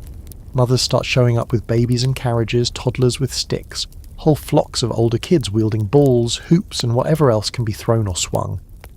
And suddenly, the park feels noisy in a new way. Not rowdy, not dangerous, just alive. Here's your quirky fringe fact. In the 1910s, a Central Park sand garden experiment invited kids to dig and build with sand under light, supervision. It was meant to teach cooperation and creativity. Instead, it turned into a dirt war zone within about 3 days. Park officials tried to ban shovels after someone brought a small spade from home and built a ramp that led directly into a pond. But parents fought back, arguing that their kids were finally learning in ways that schoolrooms never allowed. Dirt, it turns out, is a great teacher. Meanwhile, the recreation movement gains steam. Reformers push for more physical education, more outdoor time, more access to green space, not just for the wealthy, but for everyone. And with that push comes real change. By the 1920s, Central Park has a dozen playgrounds. Baseball fields start showing up officially. Tennis courts follow. And yes, eventually swimming becomes part of the conversation too. But not without resistance. The keepers of the pastoral dream, as they're sometimes called, continue to protest. They argue that every ball field is a betrayal, that the grass is being destroyed, that the wrong kind of people are using the park now, which is of course code for immigrants, the working class, and anyone not playing quietly with a parasol. And here's where the scholarly debate gets heated. Was this evolution a betrayal of Olmsted's vision, or its fulfilment? Olmsted wanted the park to serve everyone, but he also wanted it to shape behaviour, not just reflect it. Did ballfields do that? Did playgrounds? Was a sweaty kid climbing a jungle gym somehow less human than a man reading poetry on a bench? You wander past Heckscher Playground now, built in 1926. It's massive. Slides, swings, monkey bars. You hear laughter, lots of it. The kind that rings up through the trees and bounces off the stonework. This is no longer a hush and stroll kind of park. It's a living, pulsing thing. For every elderly gentleman reading the paper on a bench, there's a 6-year-old racing toward the next big climb like it's Everest. And you can see both sides. You understand why the original vision feels like it's slipping, but you also get the joy, the need, the reality that not everyone finds peace in stillness. Some people, especially kids, find it by moving, by running, shouting, falling, laughing, getting up and doing it again. By the 1930s, the debate has largely shifted. The recreationists have won, at least in numbers, but the naturalists never really disappear. They keep speaking up, writing letters, pushing for balance. Because once you open the park to everything, you risk losing what made it sacred in the first place. Still, you can't deny that something fundamental has changed. Central Park is no longer a static picture. It's a mirror, sometimes cracked, sometimes fogged up, but always reflecting what the city needs from it at that moment. And right now, New York needs to move, because the next chapter is about to hit like a wrecking ball. Literally, a man named Robert Moses is coming, and he's bringing blueprints, bulldozers, and a vision of improvement that will shake the roots of Central Park all the way down to the bedrock. You hear it before you see it. The low growling hum of engines, the metallic scrape of machinery, and the unmistakable beep of something being reversed into position. This isn't the quiet rhythm of children playing or the breeze through trees. This is the sound of change, of authority, of concrete on its way.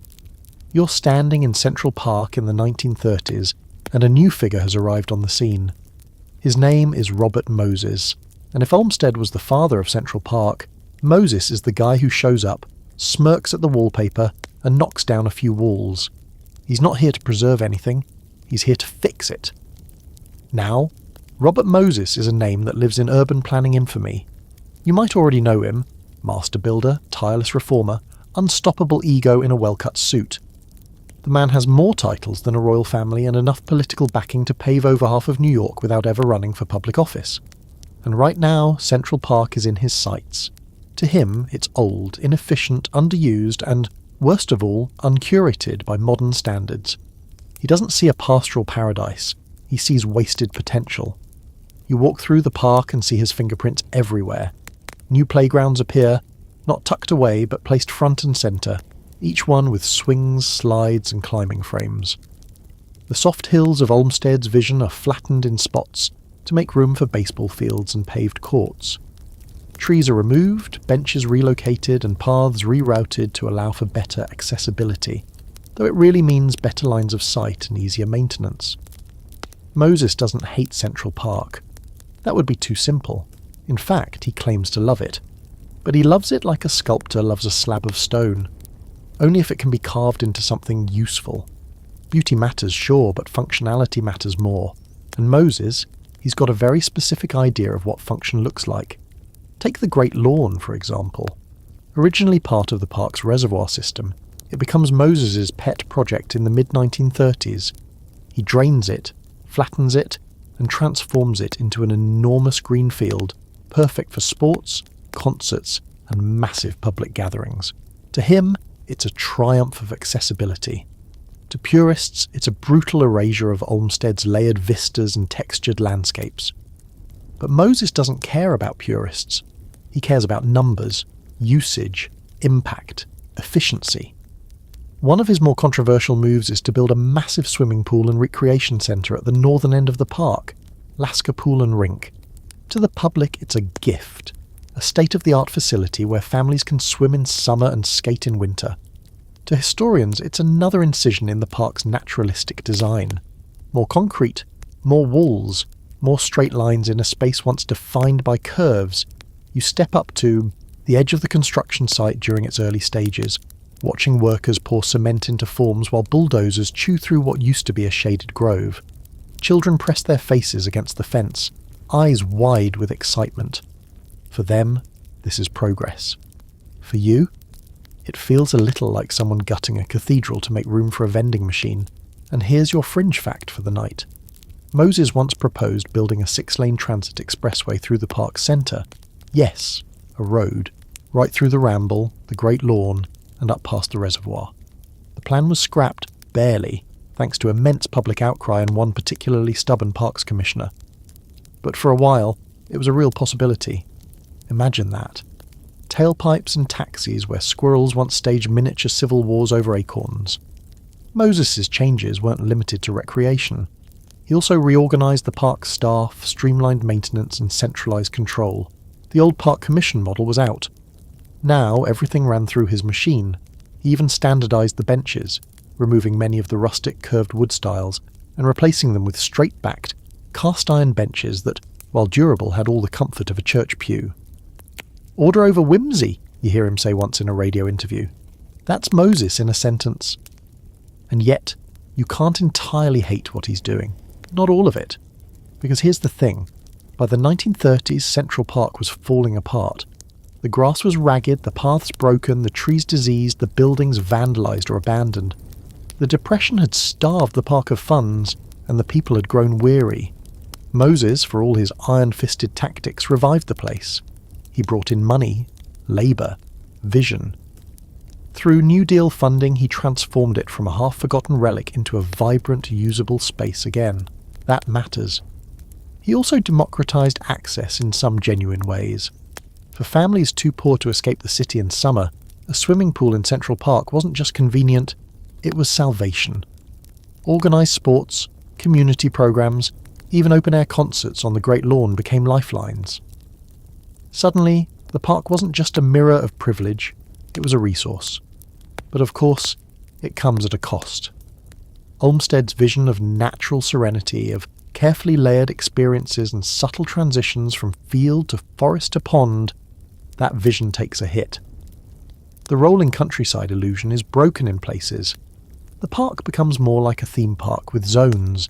Here's the field, there's the playground, that way to the zoo, turn left for the rink. It's tidy, predictable, quantifiable, and somehow less magical. And here's the big debate that still echoes through urban planning circles today. Was Robert Moses a hero or a villain? Did he save Central Park from collapse or pave over its soul? Some say he did what had to be done. Others call him a destroyer with good PR. Like most things in New York history, the truth lies somewhere in the middle. You sit on one of Moses's new benches now. It's firm, a little too upright, but clean. Kids run past, chasing a ball. Somewhere in the distance, a trumpet plays from the steps near Bethesda Terrace.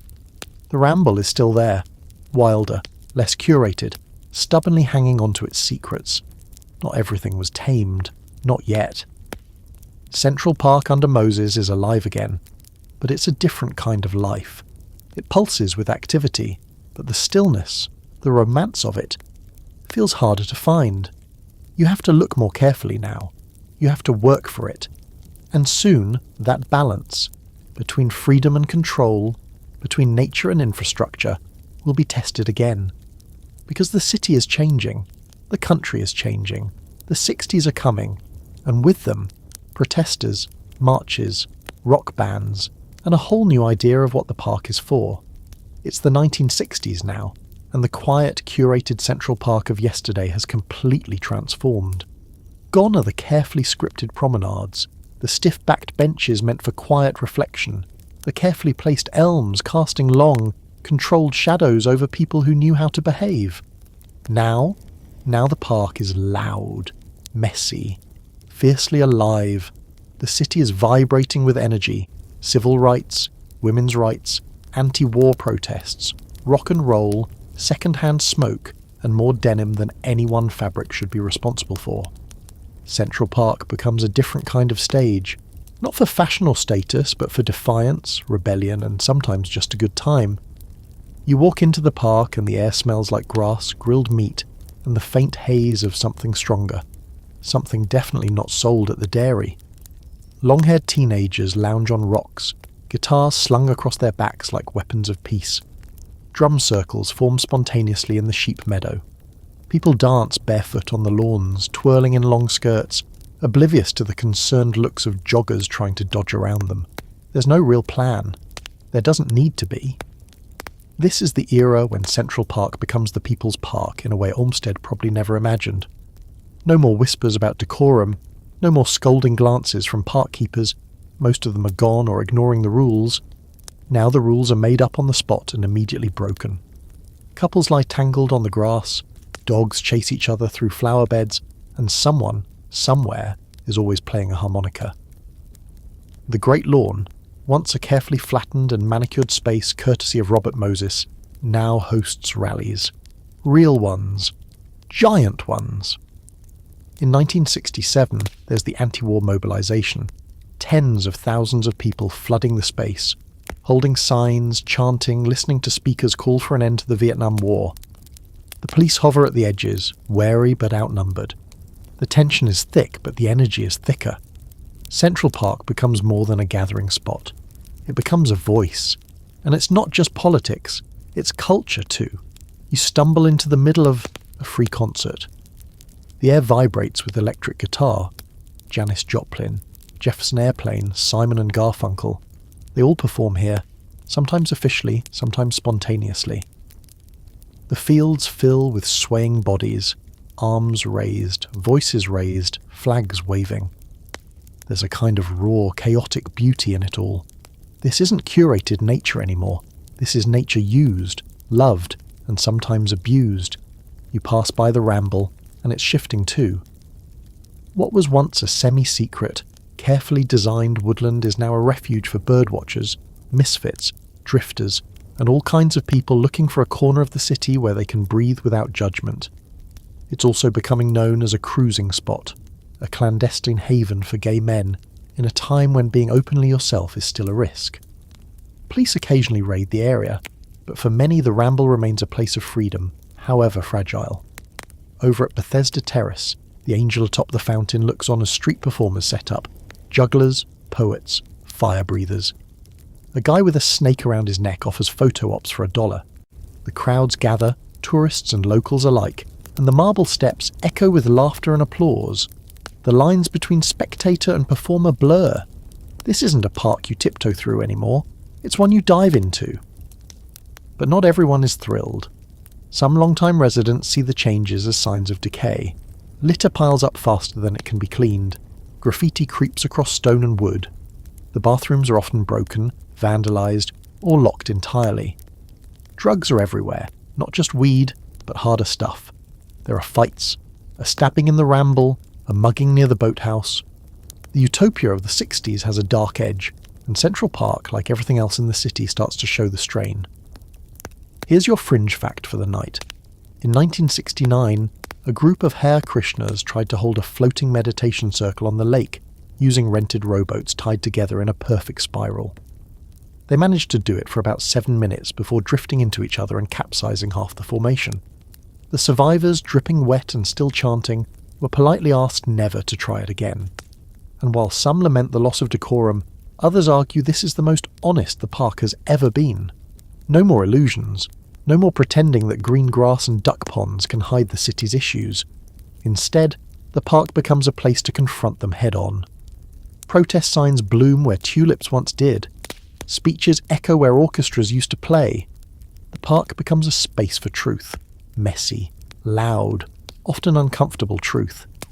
That tension sparks debate that still lingers today. Should public parks be orderly or organic? Is a concert with 30,000 people a misuse of space, or exactly what the space was meant for? Some historians argue the 60s marked the beginning of Central Park's true cultural relevance. Others say it marked the beginning of its neglect. You sit under a tree now, watching a girl in bell-bottoms teaching her dog to jump through a hula hoop while a barefoot man plays the flute nearby, eyes closed. A small group of activists passes by, handing out leaflets about housing justice. A couple is arguing softly, arms folded. A cop walks by, not stopping, just observing. The city's all here, all at once. And sure, the grass is a little worn, the pathways are cracked, the place smells like hot dogs and smoke and something vaguely herbal, but it's alive, viscerally, unapologetically alive. It's no longer pretending to be a pastoral fantasy.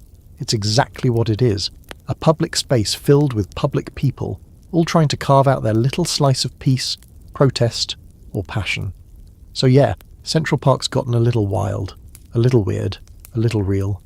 And the city's watching closely because the lines between recreation, rebellion and rot are starting to blur. What happens when a park reflects the chaos of its city too well? Soon we'll find out. Because the 70s are coming, and they're not bringing concerts and flower crowns. They're bringing graffiti, fear, and a near-total collapse. You walk into Central Park in the 1970s, and it doesn't feel like the place you've been before. It's still green in patches, still vast and open and vaguely magical if you squint the right way. But now something heavy hangs in the air. Maybe it's the smog, maybe it's the silence of the broken fountain, or maybe it's the fact that this place, the lungs of the city, the heart of Manhattan, is quite simply falling apart. This isn't the slow fraying of the early 1900s or the chaotic joy of the 60s. This is collapse. The grass is brown, the bathrooms are closed, the lampposts are shattered. Graffiti covers every available surface, from statues to playground equipment to the inside of tunnel walls, where faded murals of angels now sit beside spray-painted curse words and names no one remembers. You pass a bench that's missing half its slats. The trash cans are overflowing, what few are left. Rats dart between them like commuters late for work. You want to blame someone, but there's no single villain here. The city itself is falling apart. New York in the 70s is a fiscal disaster zone. Crime is up, jobs are down, and the economy is collapsing like a souffle in a hurricane. The city nearly declares bankruptcy in 1975. Services are cut everywhere. Schools, sanitation, transit, and parks. Parks are at the bottom of the list. Central Park becomes a kind of living symbol for what happens when public institutions rot from the inside. The budget for maintenance drops by nearly 80%. More than 1,000 trees die and are never replaced.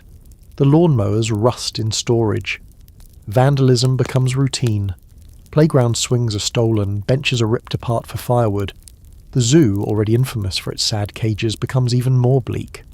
The animals look exhausted. The polar bear paces endlessly. A child throws a half-eaten pretzel into the monkey cage and no one says a word. And crime. It's not just the distant rumour it once was. Muggings are common. Assaults happen in broad daylight. Whole sections of the park, especially the Ramble, parts of the North Woods and the tunnels, become no-go zones after sunset. Or really any time you're not in a large group. People whisper stories. A tourist who wandered too far off the path. A jogger who disappeared. A body found near the lake. Some of it is true. Some of it is exaggeration. But the fear is real, and it keeps people away. You walk through the park now and you notice the quiet. Not the peaceful kind, but the hollow kind. The kind that makes your shoulders tense.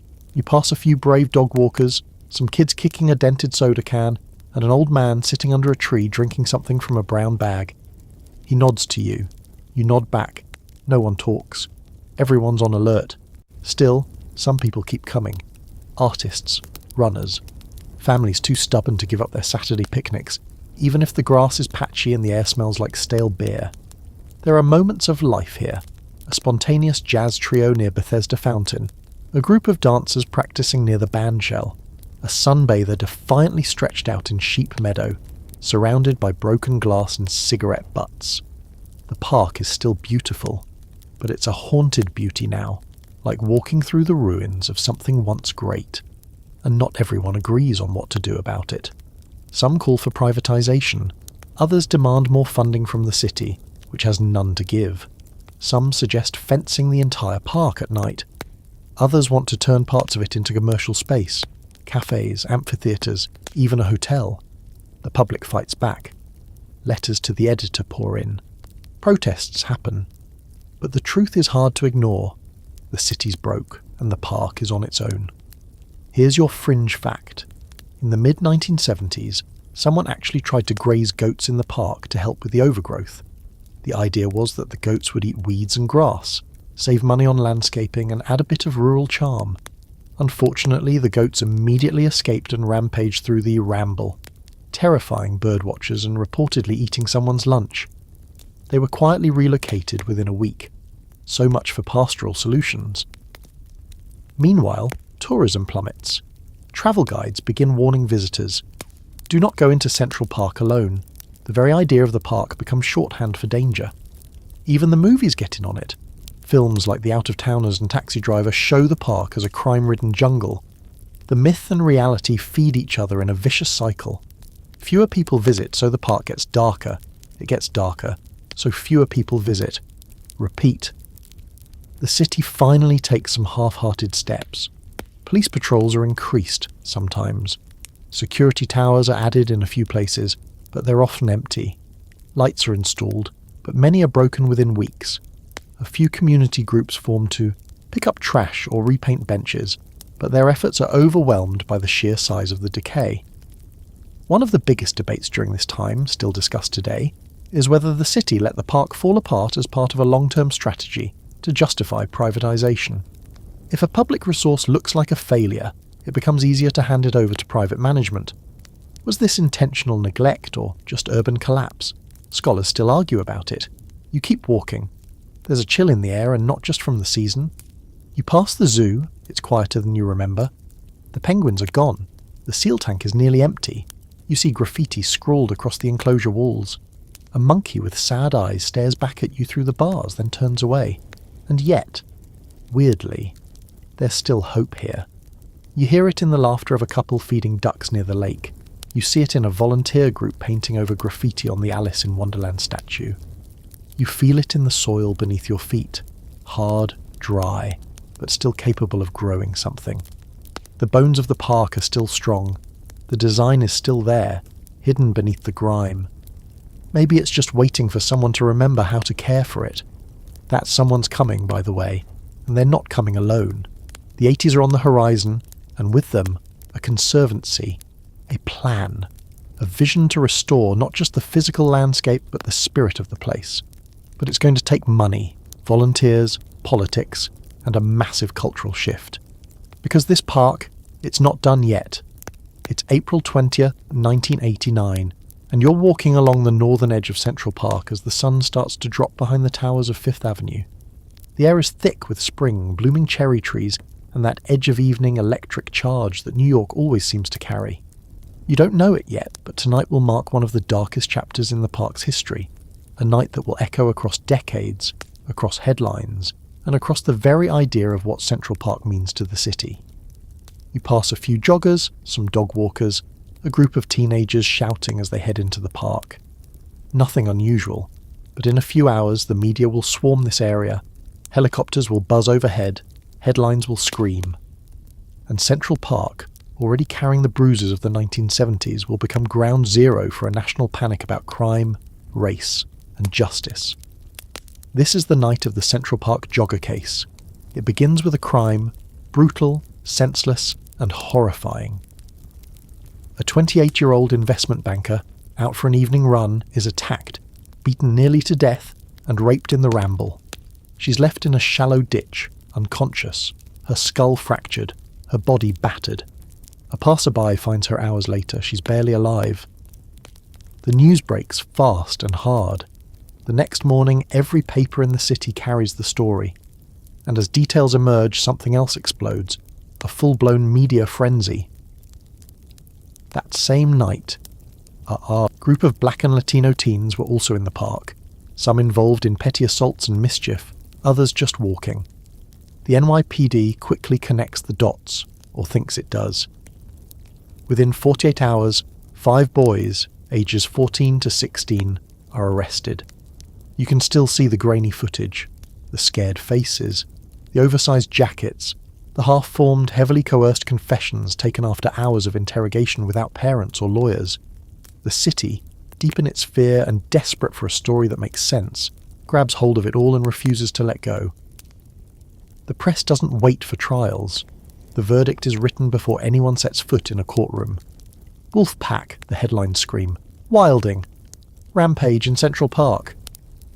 The park, once envisioned as a place of moral uplift, is now being described as a hunting ground. It's not even about the crime anymore. It's about a narrative of innocence versus danger, of city versus chaos, of us versus them. And here's the sick twist. The case becomes a mirror, a warped, cracked one. It reflects back the city's deepest anxieties about crime, race, youth, and who gets to feel safe in public space. The victim, Trisha Mealy, becomes symbolic of everything New York fears losing. Safety, dignity, order. The accused boys become symbols too, stripped of their names, their identities reduced to caricatures, predators, animals. No one asks what they were doing in the park. No one cares. Even Donald Trump gets involved, buying full-page newspaper ads calling for the death penalty.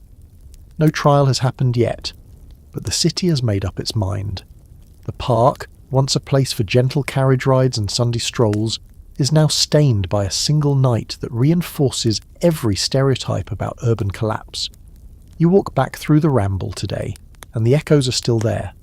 The trees have grown taller, the paths are better lit, but the place feels marked, like the crime imprinted itself into the stone and soil. For years, people avoided this section of the park. For some, it became a cautionary tale. For others, a quiet place of mourning, not just for the victim, but for the boys too. 5 teenagers sentenced for a crime they didn't commit. Because that's where the story turns. In 2002, 13 years after their convictions, a man named Matias Reyes confesses to the crime. DNA evidence confirms it. The Central Park 5 are exonerated. Their names, Kevin Richardson, Antron McCrae, Yusuf Salam, Corey Wise, and Raymond Santana, are finally cleared. But the damage is done. They've lost their childhoods, their reputations, their freedom. The city that convicted them barely looks up when the truth comes out. And here's the part no one can quite agree on. What did it mean? Was this just a tragic mistake, or was it something deeper? A system doing exactly what it was built to do? Historians, legal scholars, activists. They all circle the same question. How did a single crime in a public park become a symbol for an entire city's fear? Because that's what the park had become by the late 80s, a battleground for narrative. Some saw it as a wild place, too dangerous to visit. Others saw it as a canvas for redemption, for renewal. But in 1989, that story was interrupted by something too raw, too painful to ignore. Here's your fringe detail for the night. In the weeks following the attack, local stores actually sold maps marking danger zones in Central Park. Imagine that. Little red X's on a space designed for serenity, sold like tourist guides to avoid the supposed wilderness in the middle of Manhattan. And yet, the park keeps breathing. You walk past the lake, and it's calm. You see rowboats again, couples taking selfies, joggers, lots of them, tracing the same loop where Trisha Mealy once ran. People came back slowly. It took time, it took effort, it took something else too. A decision that the park could be safe again, not by fencing it off, not by pretending it hadn't failed, but by investing in it, caring for it, taking back ownership from fear. That moment of the park becoming something terrifying and the city grappling with its own reflection is a turning point. It doesn't fix the place, not overnight, but it forces a question. Who is this park for? Who does it protect? And who has to fight to feel welcome here? The answers don't come right away, but they're coming. Volunteers are showing up. Money's being raised. There's a new vision on the horizon, one that doesn't pretend the past didn't happen, but tries to build something better in spite of it. You leave the Ramble now. The shadows are longer, but the light is still there, filtering through the leaves, catching the surface of the water, glinting off the metal of a park bench that's been scrubbed clean. Tomorrow, a conservancy will rise. But tonight, the park remembers. It's the early 1980s now, and Central Park is down, bruised and half forgotten, but it's not out. Not yet. You walk beneath the arching elms near the mall, crunching leaves underfoot, and there's something in the air, some twitch of resistance, a breath of change. It's not a revolution exactly, not loud, not fast, But it's happening. You don't see marching bands or massive protests. What you see is a woman with a trash bag picking up litter by hand, a jogger stopping to clear a fallen branch, a group of volunteers painting over graffiti on a bathroom wall that hasn't locked properly in a decade.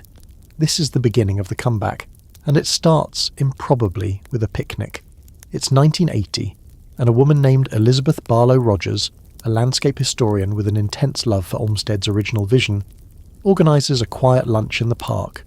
Just her, a few colleagues, and some sandwiches. They sit in the grass looking at the decay around them, the cracked paths, the dying trees, the rusted fences. She doesn't see ruin, she sees opportunity. Within a year, she's founding the Central Park Conservancy. Now here's the thing about the Conservancy. It's not a city programme. It's not born in some corner of City Hall with a pile of municipal paperwork. It's a non-profit, privately funded, grassroots-powered machine, and it's revolutionary. Rogers and her tiny team do what the city, for all its bureaucracy, couldn't do. They care, relentlessly, systematically, personally. You walk into their tiny office on the Upper East Side, and it doesn't look like a war room. Just some desks, a map of the park, and a lot of coffee. But it is a war room. One fighting for every tree, every blade of grass, every shattered lamppost. They begin with small projects, restoring paths, planting bulbs, repainting benches, the kind of work that seems invisible until it isn't, like flossing your teeth, unnoticed if done right, catastrophic if you skip it for a few decades. Money trickles in at first, then floods. Philanthropists love the park. Corporations want in. Ordinary New Yorkers start sending in checks, some big, most small. Every dollar matters. Rogers once said, "The park will be saved not by one hero, but by 1,000 caretakers." And she was right. You pass one of them now, a retired teacher sweeping leaves into neat piles. No one's paying her. She just wants the place to shine again. The Conservancy takes over more and more responsibilities. It starts maintaining lawns, then managing volunteers, then hiring actual landscape architects to peel back the layers of damage. They don't just fix what's broken, they try to restore what was lost. Olmsted's curved sight lines, Vaux's hidden design logic. They dig through archives, study old blueprints, interview former park workers. It's part archaeology, part therapy. One of their earliest triumphs is the restoration of the sheep meadow. It had been nearly destroyed, packed down, dust-choked, a sad open scar. They close it for nearly 3 years. People are furious. "It's just grass," they yell. But when it reopens in 1981, you step onto a lawn so lush, so green, it feels fake. A postcard, a miracle. People cry, people cheer. It's just grass, but it's also hope. Then comes Bethesda Terrace, a place once covered in graffiti, puddled in broken stone and filled with trash. The Conservancy rebuilds it piece by piece, stone by stone, using original materials and methods. They restore the carvings, clean the angel fountain, and light the whole thing like it's a Broadway stage. You walk down those steps today, and it feels eternal again, like it never decayed. But you know better. By the mid-80s, the Conservancy isn't just patching holes, it's transforming the park's soul. The Harlem Mere gets dredged and cleaned. The Ramble is rewilded. Even the Dairy reopens as a visitor centre. Rangers return, not as strict Victorian moralists, but as guides, helpers, stewards. Central Park becomes not just usable again, but lovable. And then, there's the big move, a formal partnership with the city. In 1998, the Conservancy signs a management agreement, giving it control of daily park operations. It's still public land, yes, but for all practical purposes, it's the Conservancy's baby now. Critics worry about privatisation, about the park becoming too posh, too polished, too sanitised. And that tension is real. The deeper pockets get involved, the more the park risks losing its rough edges, its spontaneity. But here's the fringe detail. One of the Conservancy's earliest experiments was a secret squirrel census. Volunteers walked the park at dawn, counting how many squirrels they saw in each section. Why? Because squirrels are a marker of health. If they're thriving, so is the ecosystem. The squirrels didn't know they were being used as data points, but they passed the test. Of course, not everything is perfect. The 80s are still a rough time. Crime hasn't vanished, drugs haven't disappeared. The deeper issues of poverty and inequality still press against the park's stone walls. But there's momentum now. Real momentum. You feel it in the crowds returning to Shakespeare in the park, in the boats back on the lake, in the sudden glorious bloom of daffodils where weeds used to choke the soil. There's still debate, though. Some say the Conservancy is too powerful, that it listens to donors more than to communities, that certain areas, like the southern end near the wealthier avenues, get more love than the northern ones, that Central Park is becoming less central and more curated. Scholars argue, is this the revival of Olmsted's vision, or its gentrified ghost? You think about that as you walk past a newly restored bridge. It's beautiful, undeniably. The paint fresh, the ironwork glinting in the sun. But a man nearby is talking to himself, pushing a shopping cart with his life inside. He doesn't look at the bridge. He's not there for aesthetics. He's just trying to get through. And that's the paradox of the park's revival. Beauty returns, so does exclusion.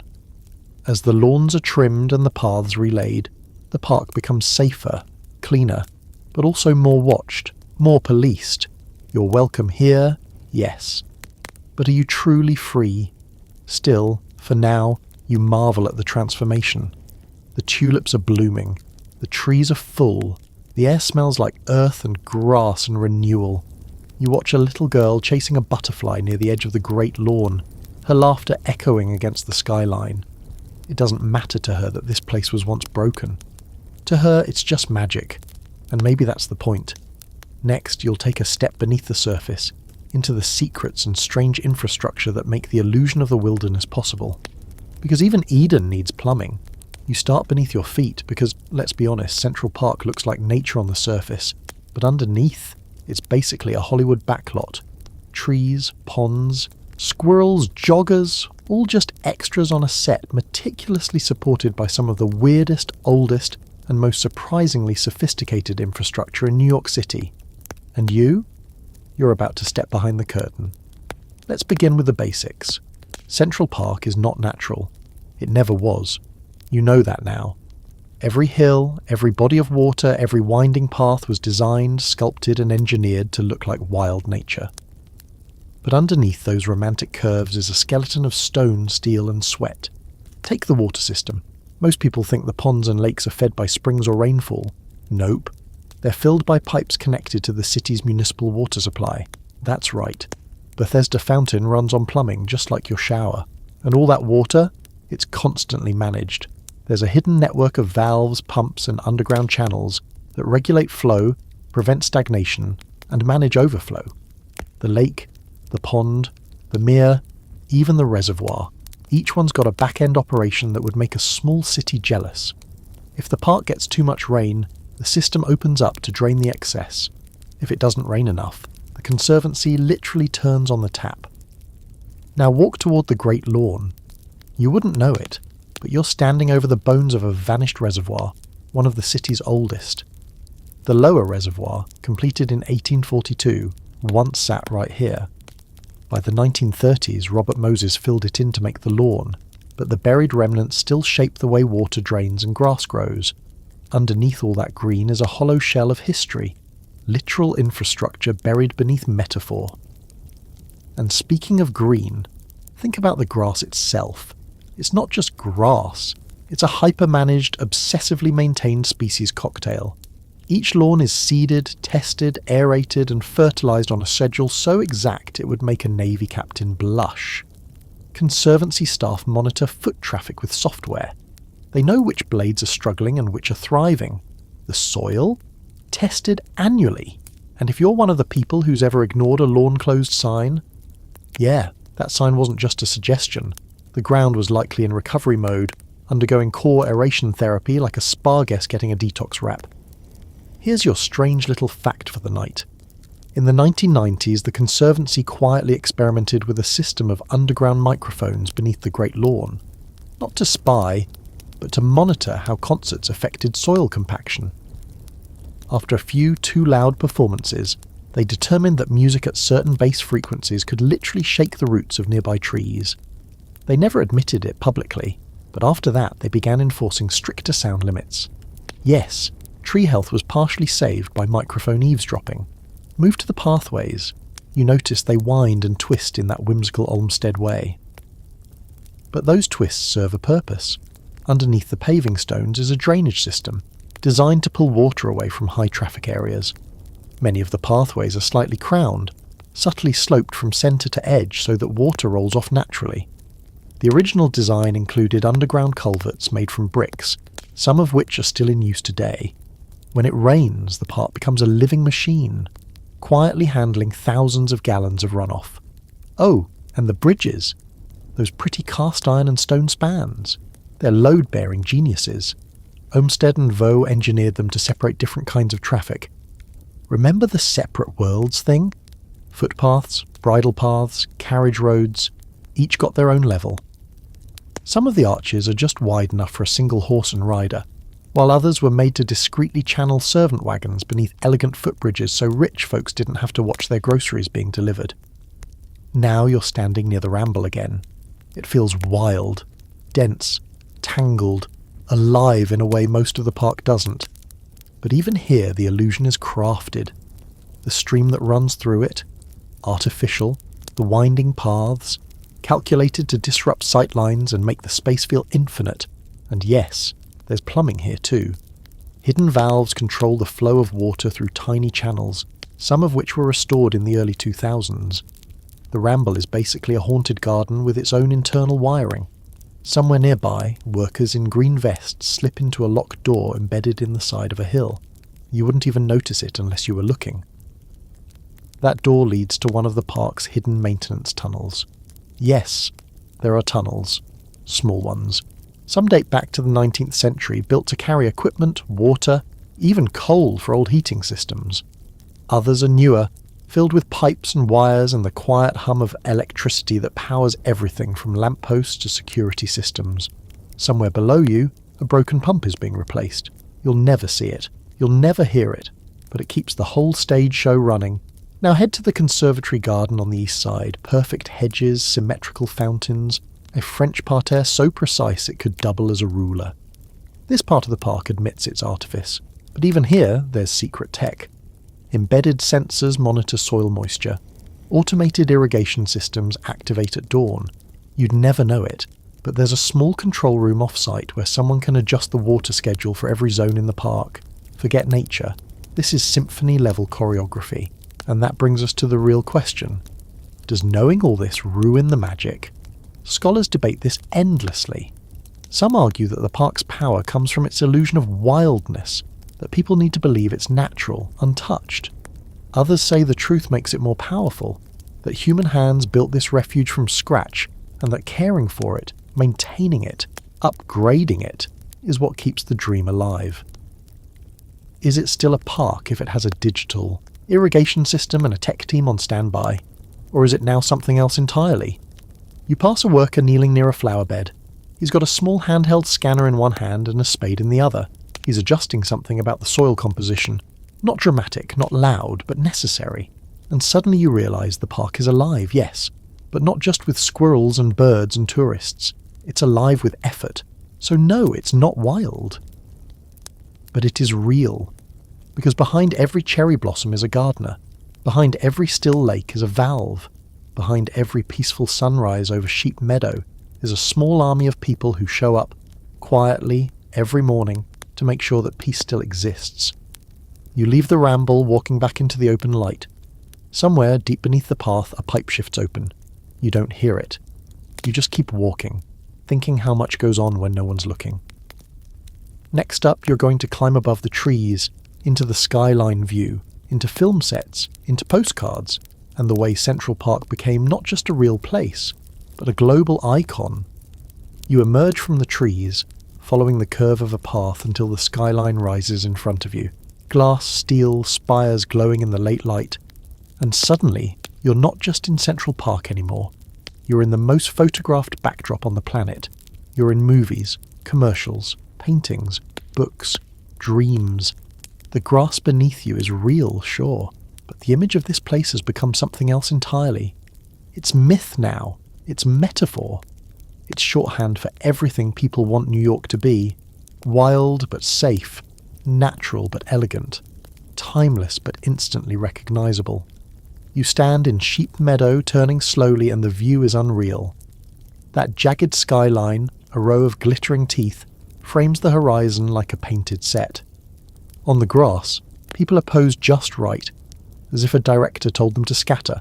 The couple kissing, the kid with the bubble wand, the dog too fluffy to be legal. It's not staged, but it looks staged.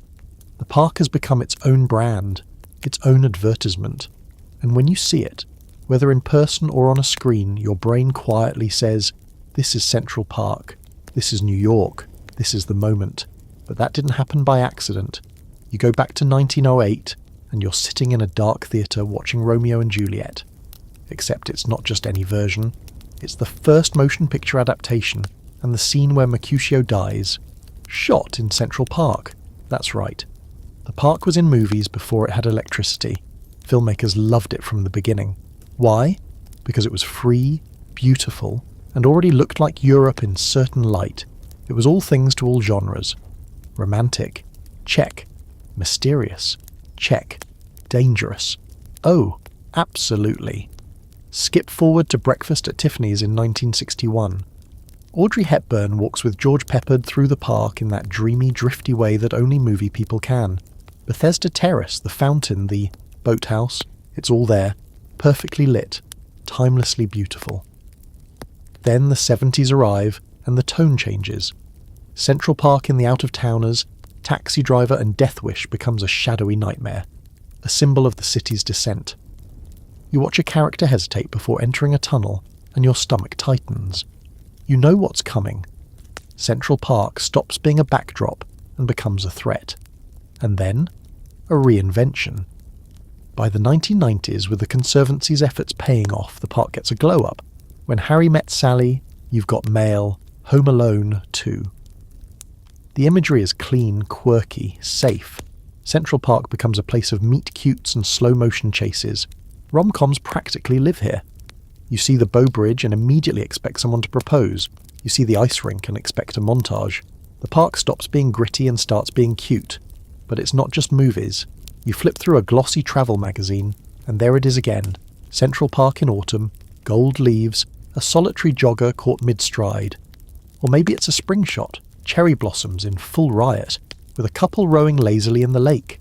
You see it on book covers, album art, postcards. You scroll Instagram and someone's tagging Central Park like it's a sacred ritual. They're holding lattes. They're leaning against bridges. They're spinning in circles under the fall foliage like the main character in a Netflix pilot. And if you've ever wondered why this place feels familiar before you've even visited, it's because you have. Through hundreds of screens, thousands of images, it's been stitched into your memory like a dream you didn't know was planted.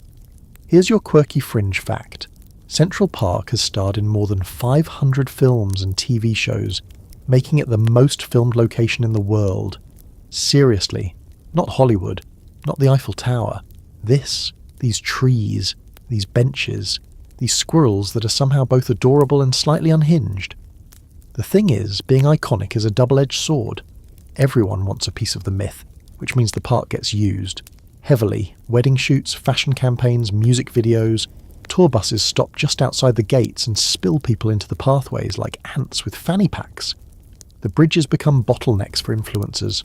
The lawns host open-air yoga classes sponsored by brands you've never heard of. It's not just a park anymore, it's a set. And some days, it feels like the only thing missing is craft services and a boom mic. Still, the myth has power. Ask anyone outside New York to name a park and odds are this is the one.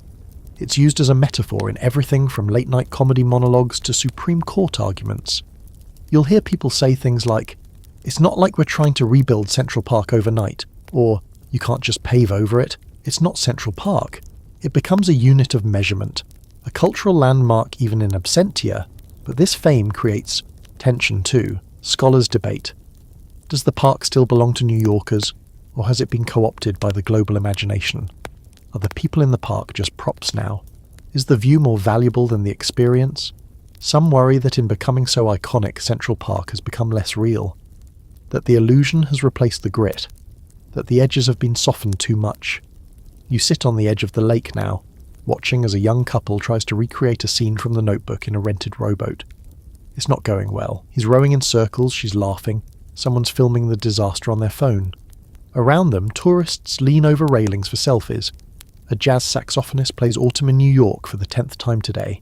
But behind you, there's a girl walking her dog, a dad pushing a stroller, a guy eating a falafel on a bench while scrolling his phone. They're not in the frame. They're not trying to be. They're just in the park. And that's the thing. For all the movies, for all the glamour, for all the filters and cinematic lighting, the park still works. It still functions. People come here to live their lives. It's not just a set piece. It's a setting for real stuff. You walk north, away from the crowd and the cameras fade. You pass a woman reading on a rock, a teenager sketching the skyline, a couple arguing softly near a tree. Real life. The myth melts away.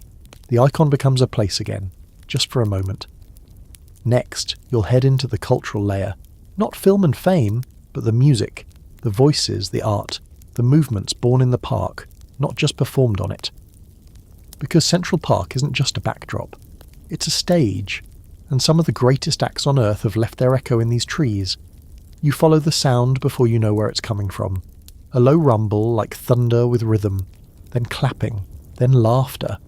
You round the bend near the Naumburg Bandshell, and there it is, an impromptu drum circle, about 20 deep, dancers twirling at the centre, kids bobbing their heads on the sidelines. You're not just hearing music, you're feeling it, vibrating through the ground like the park itself is keeping time. And welcome, by the way, to one of Central Park's most enduring roles, not as a playground, or a garden, or a backdrop, but as a stage. A real one, a democratic one without a velvet rope. The truth is, Central Park has always been about performance, not just the ones on purpose, but the accidental ones, the spontaneous kind. That violinist under the arch, the breakdancer spinning on a cardboard square, the a cappella group tuning up next to a saxophonist who does not want to harmonise. Every day the park puts on a show, and you're both audience and cast. But we're going to zoom in now on the big stuff. The concerts that shook the lawns, the rallies that became anthems, the legends that use Central Park as their pulpit.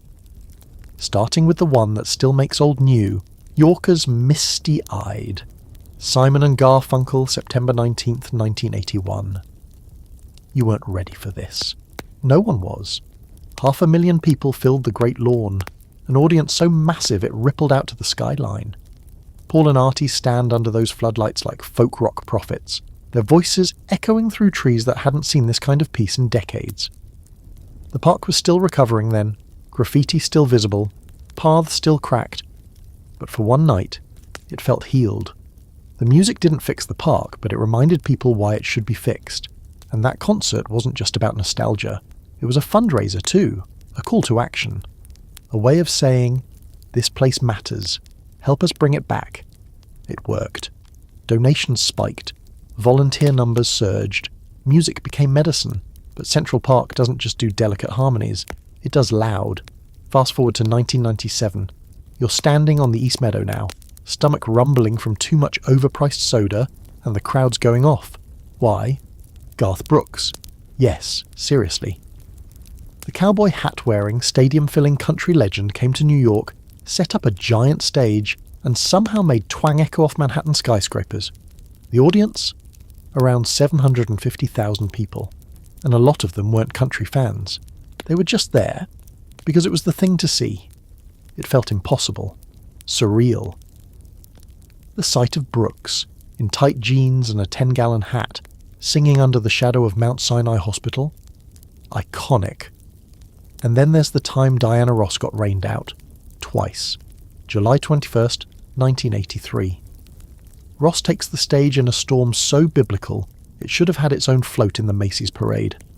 Rain sheets sideways. Lightning cracks. Diana, standing tall in a cape that defied the wind like a sail, keeps going. She sings through it. She commands it.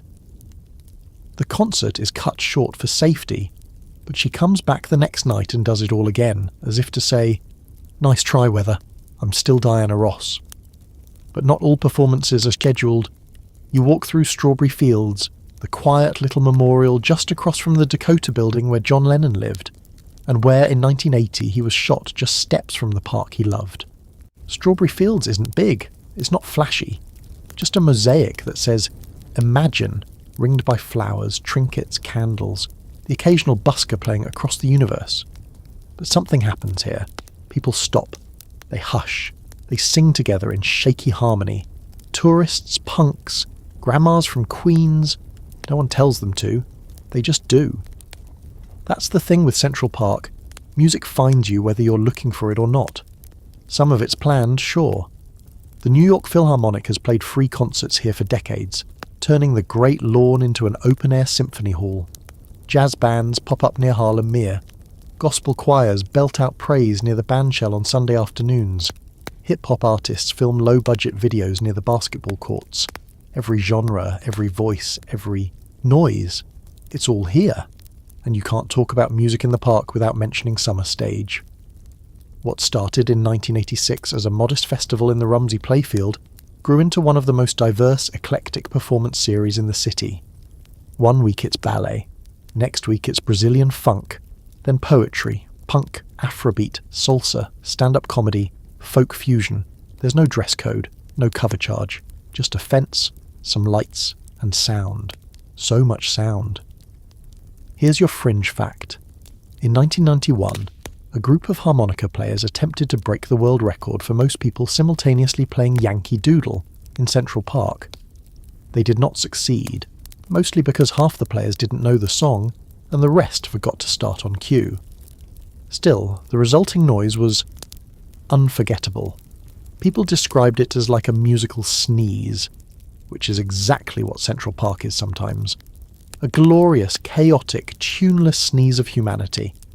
But music here hasn't always been welcomed with open arms.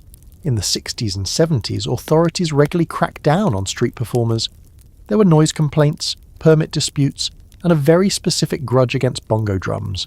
Yes, the war on bongos was a real thing. Ask your parents. Even today, artists still navigate red tape. The city wants to protect the space, but the space needs music to feel alive. And scholars still argue, should parks be passive spaces or participatory ones? Is a cello more sacred than a kazoo? What happens when performance becomes noise? Is the quiet of the trees more valuable than the sound of 1,000 voices singing Bohemian Rhapsody on a summer night? You pause by Bethesda Fountain again. Someone's playing a cello beneath the arch, and the acoustics are perfect. The notes bounce and bend, float upward like smoke. A woman stops. A runner slows. A man feeding pigeons actually stops feeding pigeons. The music takes up space, but it doesn't dominate. It fits. It belongs. That's the balance the park is always chasing. Noise and peace, audience and performer, the scripted and the spontaneous. Music here isn't an interruption. It's the pulse. The signal that, for all the rules and renovations and GPS-guided irrigation systems, the park still breathes in rhythm with the city. So as the song fades, you keep walking. Someone else is already tuning up in the distance. Next up, you'll step into Central Park's quieter revolutions, the marches, vigils, movements and gatherings that made it not just a park, but a platform. Because sometimes, the loudest thing to happen here is a silence that spreads across the lawn like wildfire. You're standing in the middle of the great lawn, and there's something different in the air today. No stage, no band, no audience waiting for a spotlight. Instead, there's a stillness, a kind of collective inhale. The grass isn't packed with concert-goers, but with people holding signs. Some hand-lettered and crooked, others laser-cut and slogan-ready. It's not music today. It's protest. It's memory. It's movement. And this isn't new. Central Park has always had a voice, sometimes in melody, sometimes in footsteps. Tonight, you're walking through the quieter side of the park's legacy. The part that doesn't get archived in tourist brochures or Netflix montages. The part where people come together not to be entertained but to be heard. You go back, way back to 1863. The Civil War draft riots are tearing through the city, and though Central Park is still young, it doesn't go untouched. Rioters ransack the coloured orphan asylum just blocks away. The park, created with high-minded ideals of public harmony, now finds itself in the path of conflict. It won't be the last time. Because from the moment it opened, the park has drawn not just picnickers and lovers, but reformers, mourners and marchers. Fast forward to the 1960s and early 70s, when Central Park becomes a magnet for civil disobedience. Anti-war protests, civil rights marches, women's liberation gatherings, you name it. The Sheep Meadow, the Bandshell, the Great Lawn, they become staging grounds for American conscience. One of the biggest? April 15, 1967. You're there. More than 100,000 people have filled the park to protest the Vietnam War. Folk singers strum, speeches roll across the meadow, and at one point, a group of young men walks forward, solemnly removing their draft cards and lighting them on fire. It's symbolic, illegal, and broadcast on the evening news. The flames don't reach the trees, but they scorch national dialogue. People call it treason, others call it necessary. Then there's Earth Day, April 22nd, 1970, the very first one. Central Park doesn't just host it, it becomes its heart. You can barely move in the crowd. Students, scientists, celebrities, kids with painted faces and giant puppets shaped like whales. It's part festival, part teach-in, part revolution in Birkenstocks. People come because they believe the planet needs saving, and where better to say it than the most famous patch of green in the most concrete city in America. You walk by the same spots decades later and see ghosts. The AIDS Memorial quilt stretched across the lawn in the 80s, rows of colour, name after name, sewn together with grief and love. The park served as both sanctuary and statement, a vigil and a protest. For a while, every inch of grass bore a panel. People wept, others stood silent. It wasn't loud, but it was deafening. And then, of course, there's pride. The park's role in the LGBTQ+ movement is quieter than the parade route downtown, but just as sacred. In the 1970s and 80s, the Ramble becomes more than a cruising spot. It's a place of freedom, a risky, vital corner of the world where being yourself was possible, even when it wasn't safe. There are stories of lovers hiding in shadows, of arrests, of whispered code words, but also of joy, midnight, kisses under the moon, laughter between trees, moments no one else saw. It's a form of protest just to exist here, and over time, that quiet defiance helps reshape the city. Here's your fringe fact. In 1990, a small but determined group organised a die-in in the park to protest the government's slow response to the AIDS epidemic. Protesters lay motionless on the Great Lawn, covered in white sheets like bodies. Helicopters buzzed overhead. For 10 minutes, the entire park felt like a battlefield of silence. Then, slowly, people rose. No words, just rising, like ghosts refusing to stay buried. You notice a pattern. Central Park never hosts just leisure. It holds grief, rage, resistance, hope, often at the same time, and it hasn't stopped. In the weeks after September 11th, 2001, the park fills not with slogans, but with sorrow. Candles are lit. Strangers hold hands. There's no protest, no rally, just stillness. The kind of silence that only comes when everyone's trying not to fall apart. The city uses the park to breathe, to grieve. People run along the reservoir just to feel their hearts beating. Then in 2020, the world cracks open again. COVID, lockdowns, injustice. Central Park becomes both refuge and front line. You remember that summer, masked protests winding through the park, fists raised, signs held high, Black Lives Matter, I can't breathe, defund the police. There's music, chants, megaphones, but also candlelit vigils in the grass. A violinist plays in memory of Elijah McClain. Nearby, healthcare workers sit in folding chairs under the emergency field hospital, set up in the meadow. The park holds it all. And through it you feel the ongoing tension. Is this space meant to soothe or to stir? Should parks be neutral, or are they inherently political simply by being public?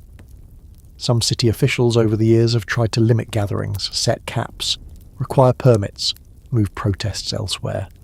But the people keep coming back. Because Central Park is central, not just geographically, but spiritually. It's the commons, the pulpit, the amplifier. You pass a woman sitting cross-legged near the Bethesda fountain, painting a sign by hand. It reads, "Our park, our voice." It's not fancy. She doesn't look like a leader, but that's the point. Here, the line between protester and pedestrian is always thin. You come to picnic and leave politicised. You come to mourn and leave changed. Some scholars argue that Central Park's greatest strength is its ability to adapt, to shift from a landscape of leisure to a landscape of resistance. Others say it's accidental, that Olmsted never intended it to be a stage for activism, but maybe that's the magic. It didn't have to be designed for democracy to hold it.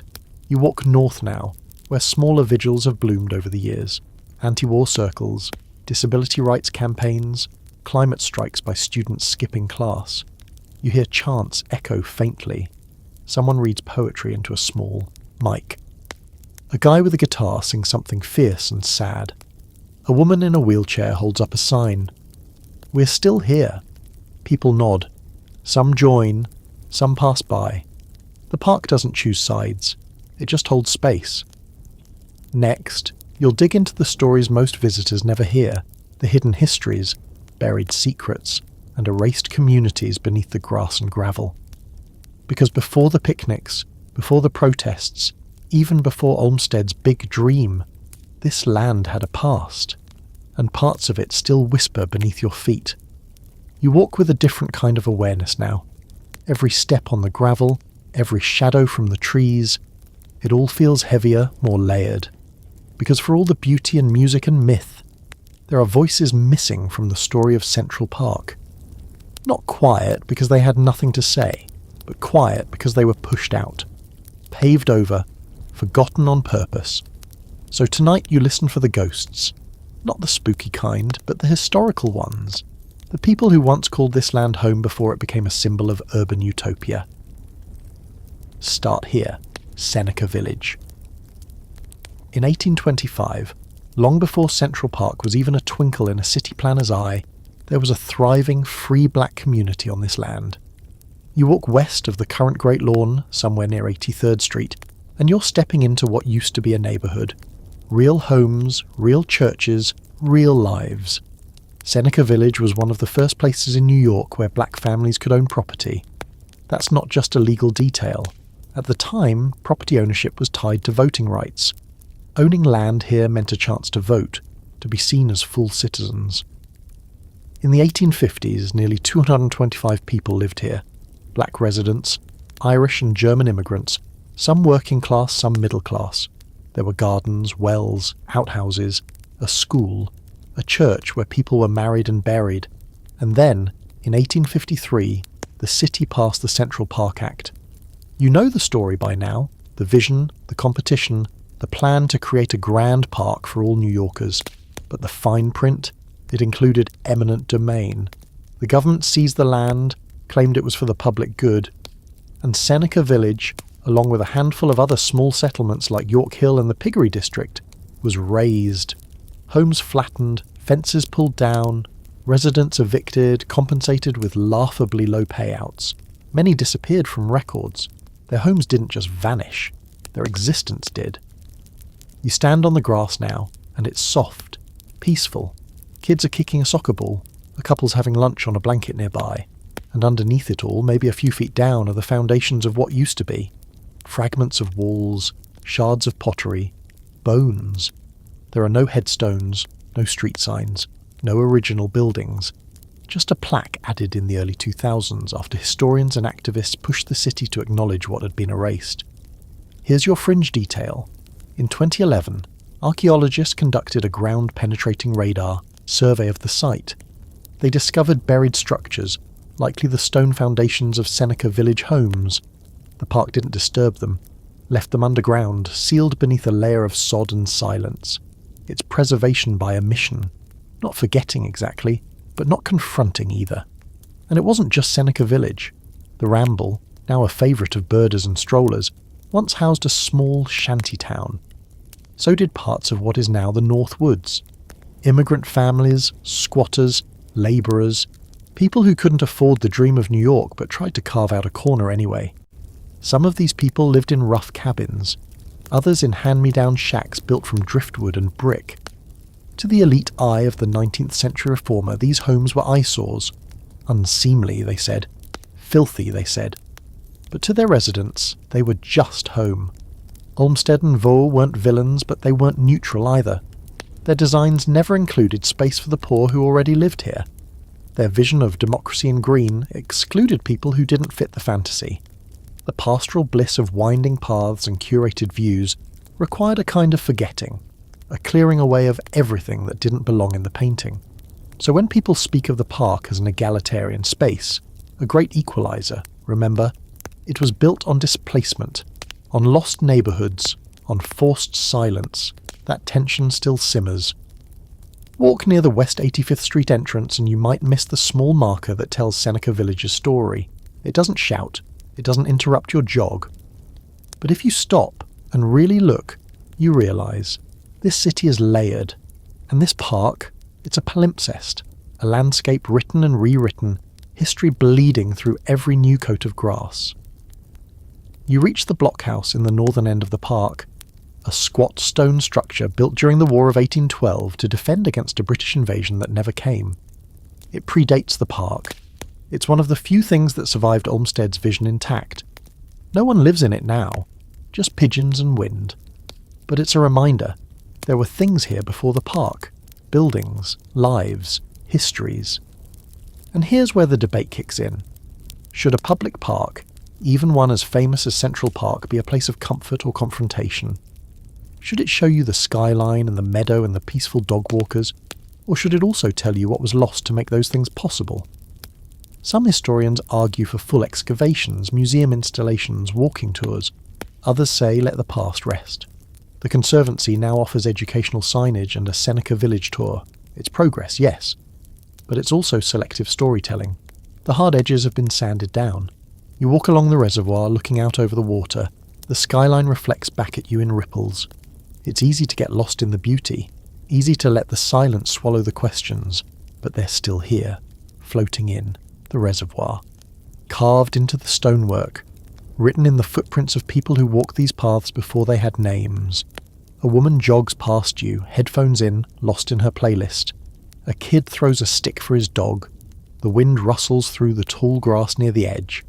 The park is functioning perfectly, but you know now that perfection is built on compromise, that every bench you sit on, every field you cross, is part of a story much older than the map in your hand. Next, you'll step into the quiet genius of the design itself, Olmsted and Vaught's original plan, the philosophy behind the curves, the views, the trees, and how a fake wilderness still holds real meaning.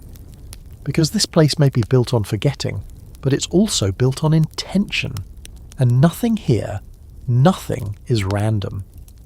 You slow down now, letting the noise of the city fade behind you, not because it's gone, but because Frederick Law Olmsted and Calvert Vaux designed this park to mute it, to blur it, to press pause on everything beyond the stone perimeter and give you a different kind of rhythm to walk to. You're not imagining it. Your pulse slows here. Your breath evens out. It's not magic. It's math, geometry, optics, a 19th century plan built with a modern superpower, making chaos feel like calm. This section of the story isn't about events or history or ghosts. It's about design, the bones beneath the green. Because Central Park, for all its wild charm, is anything but random. Every curve, every dip, every view you think is natural was chosen, shaped, by two men who believed landscape architecture wasn't decoration, it was philosophy.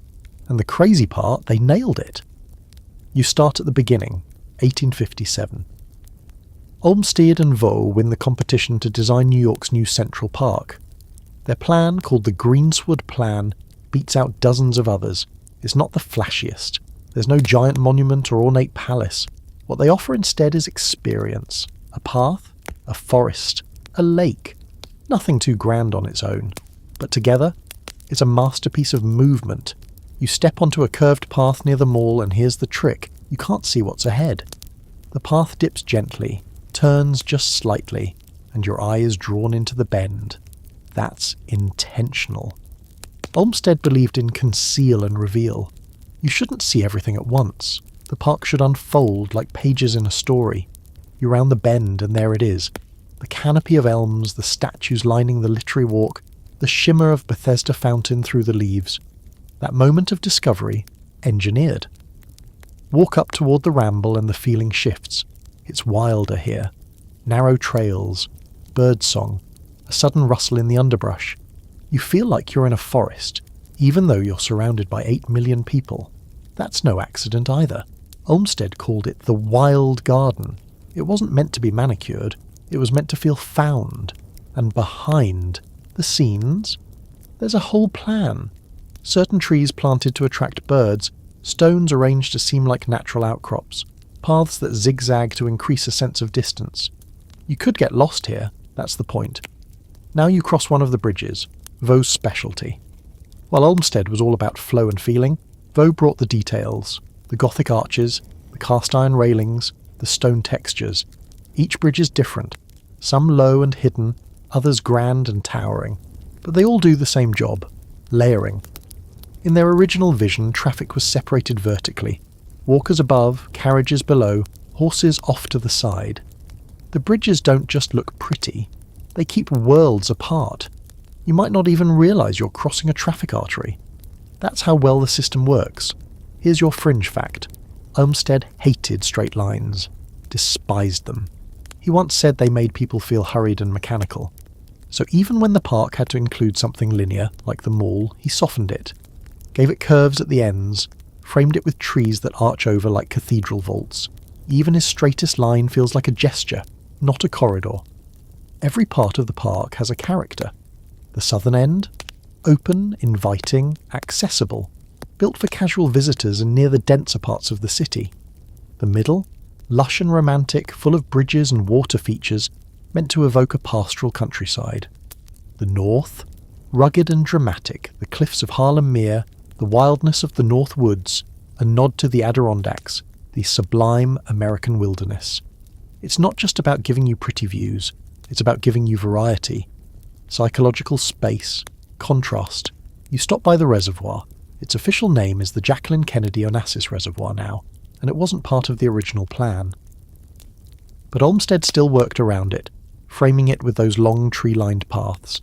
He understood water was reflective, literally and emotionally. It pulls your gaze, calms the mind. Even now, joggers circle it like a ritual. Cameras click as the skyline shimmers in the blue. And still, you don't hear the city. You hear birds, wind, sneakers on gravel. And while Olmsted was designing feelings, he was also designing equity. In theory, anyway. The idea was simple. Build a space so universally beautiful, so soul-soothing, that all people, rich or poor, immigrant or native-born, could share in its peace. Democratic vistas, he called them, a public garden not for spectacle, but for moral health. The park was meant to elevate you, heal you, connect you to nature and to each other. Of course, the theory didn't always hold. We've already seen who got left out, but the intention matters, because it shaped how the park was used and how it still functions. You don't need a membership to walk here. You don't need to dress a certain way. You just enter. The trees do the rest. But here's the twist. Over time, the design became so successful, so natural feeling, that people forgot it was designed at all.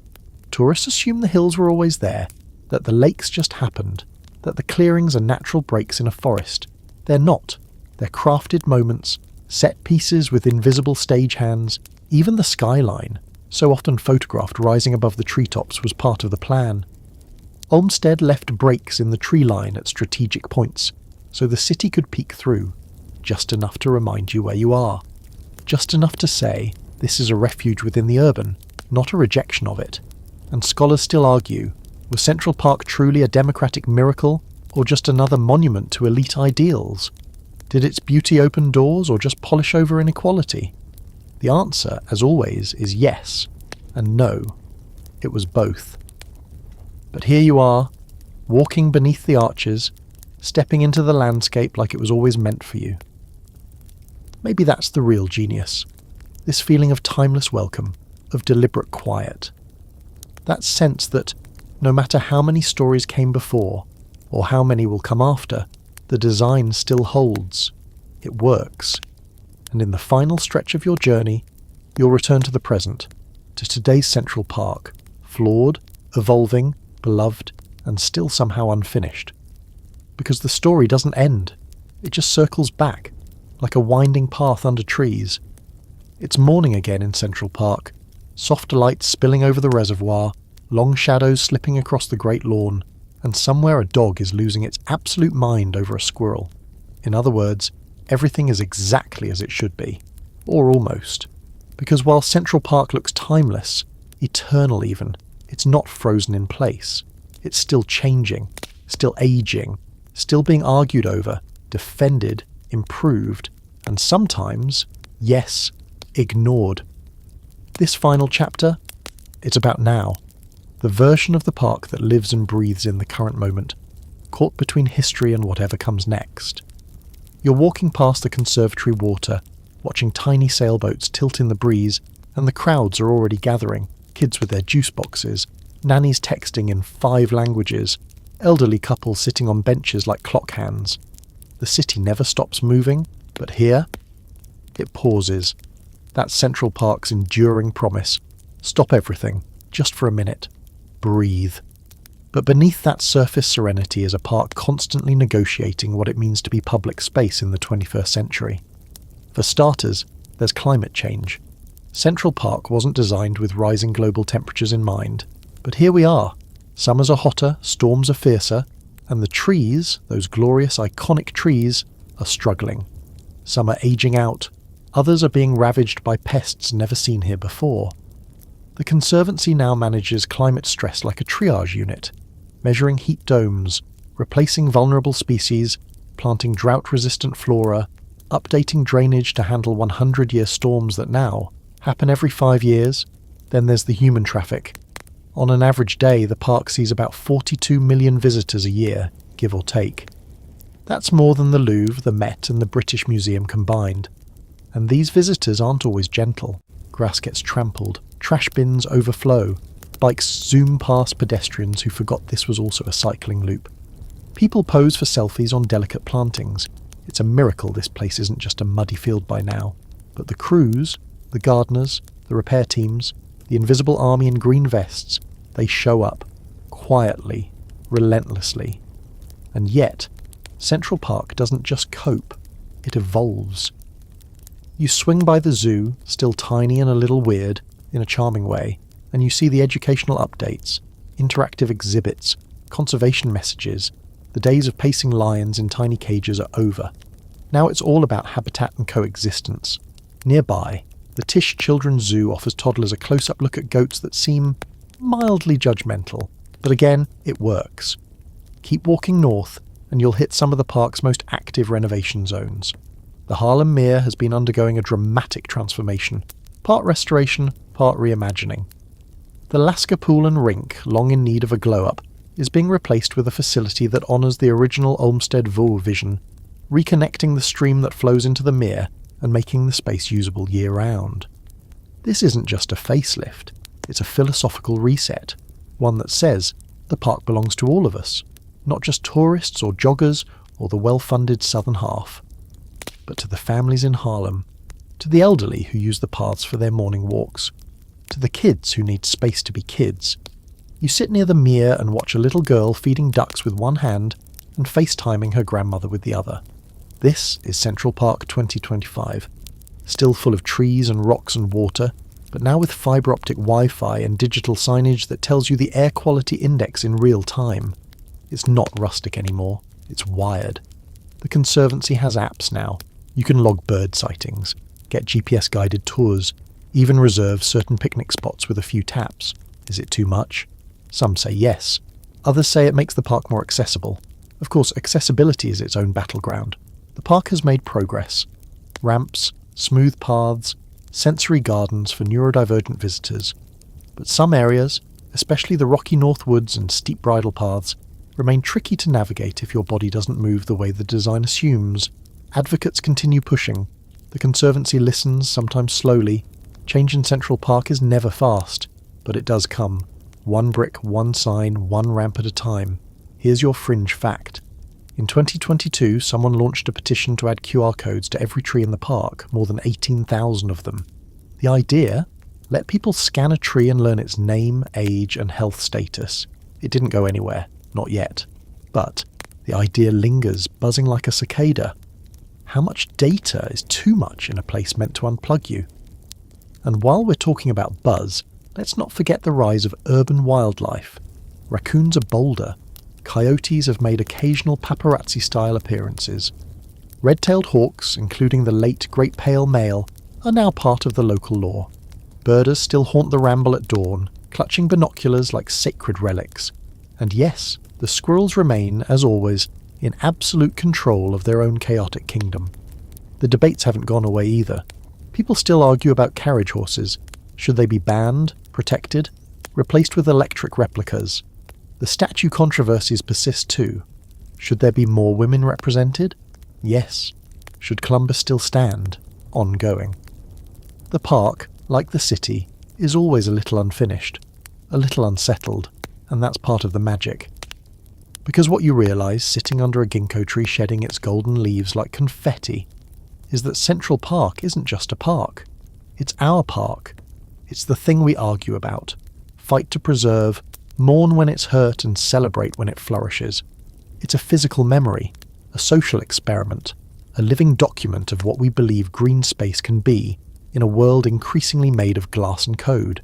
And in that way, it's still exactly what Olmsted hoped for.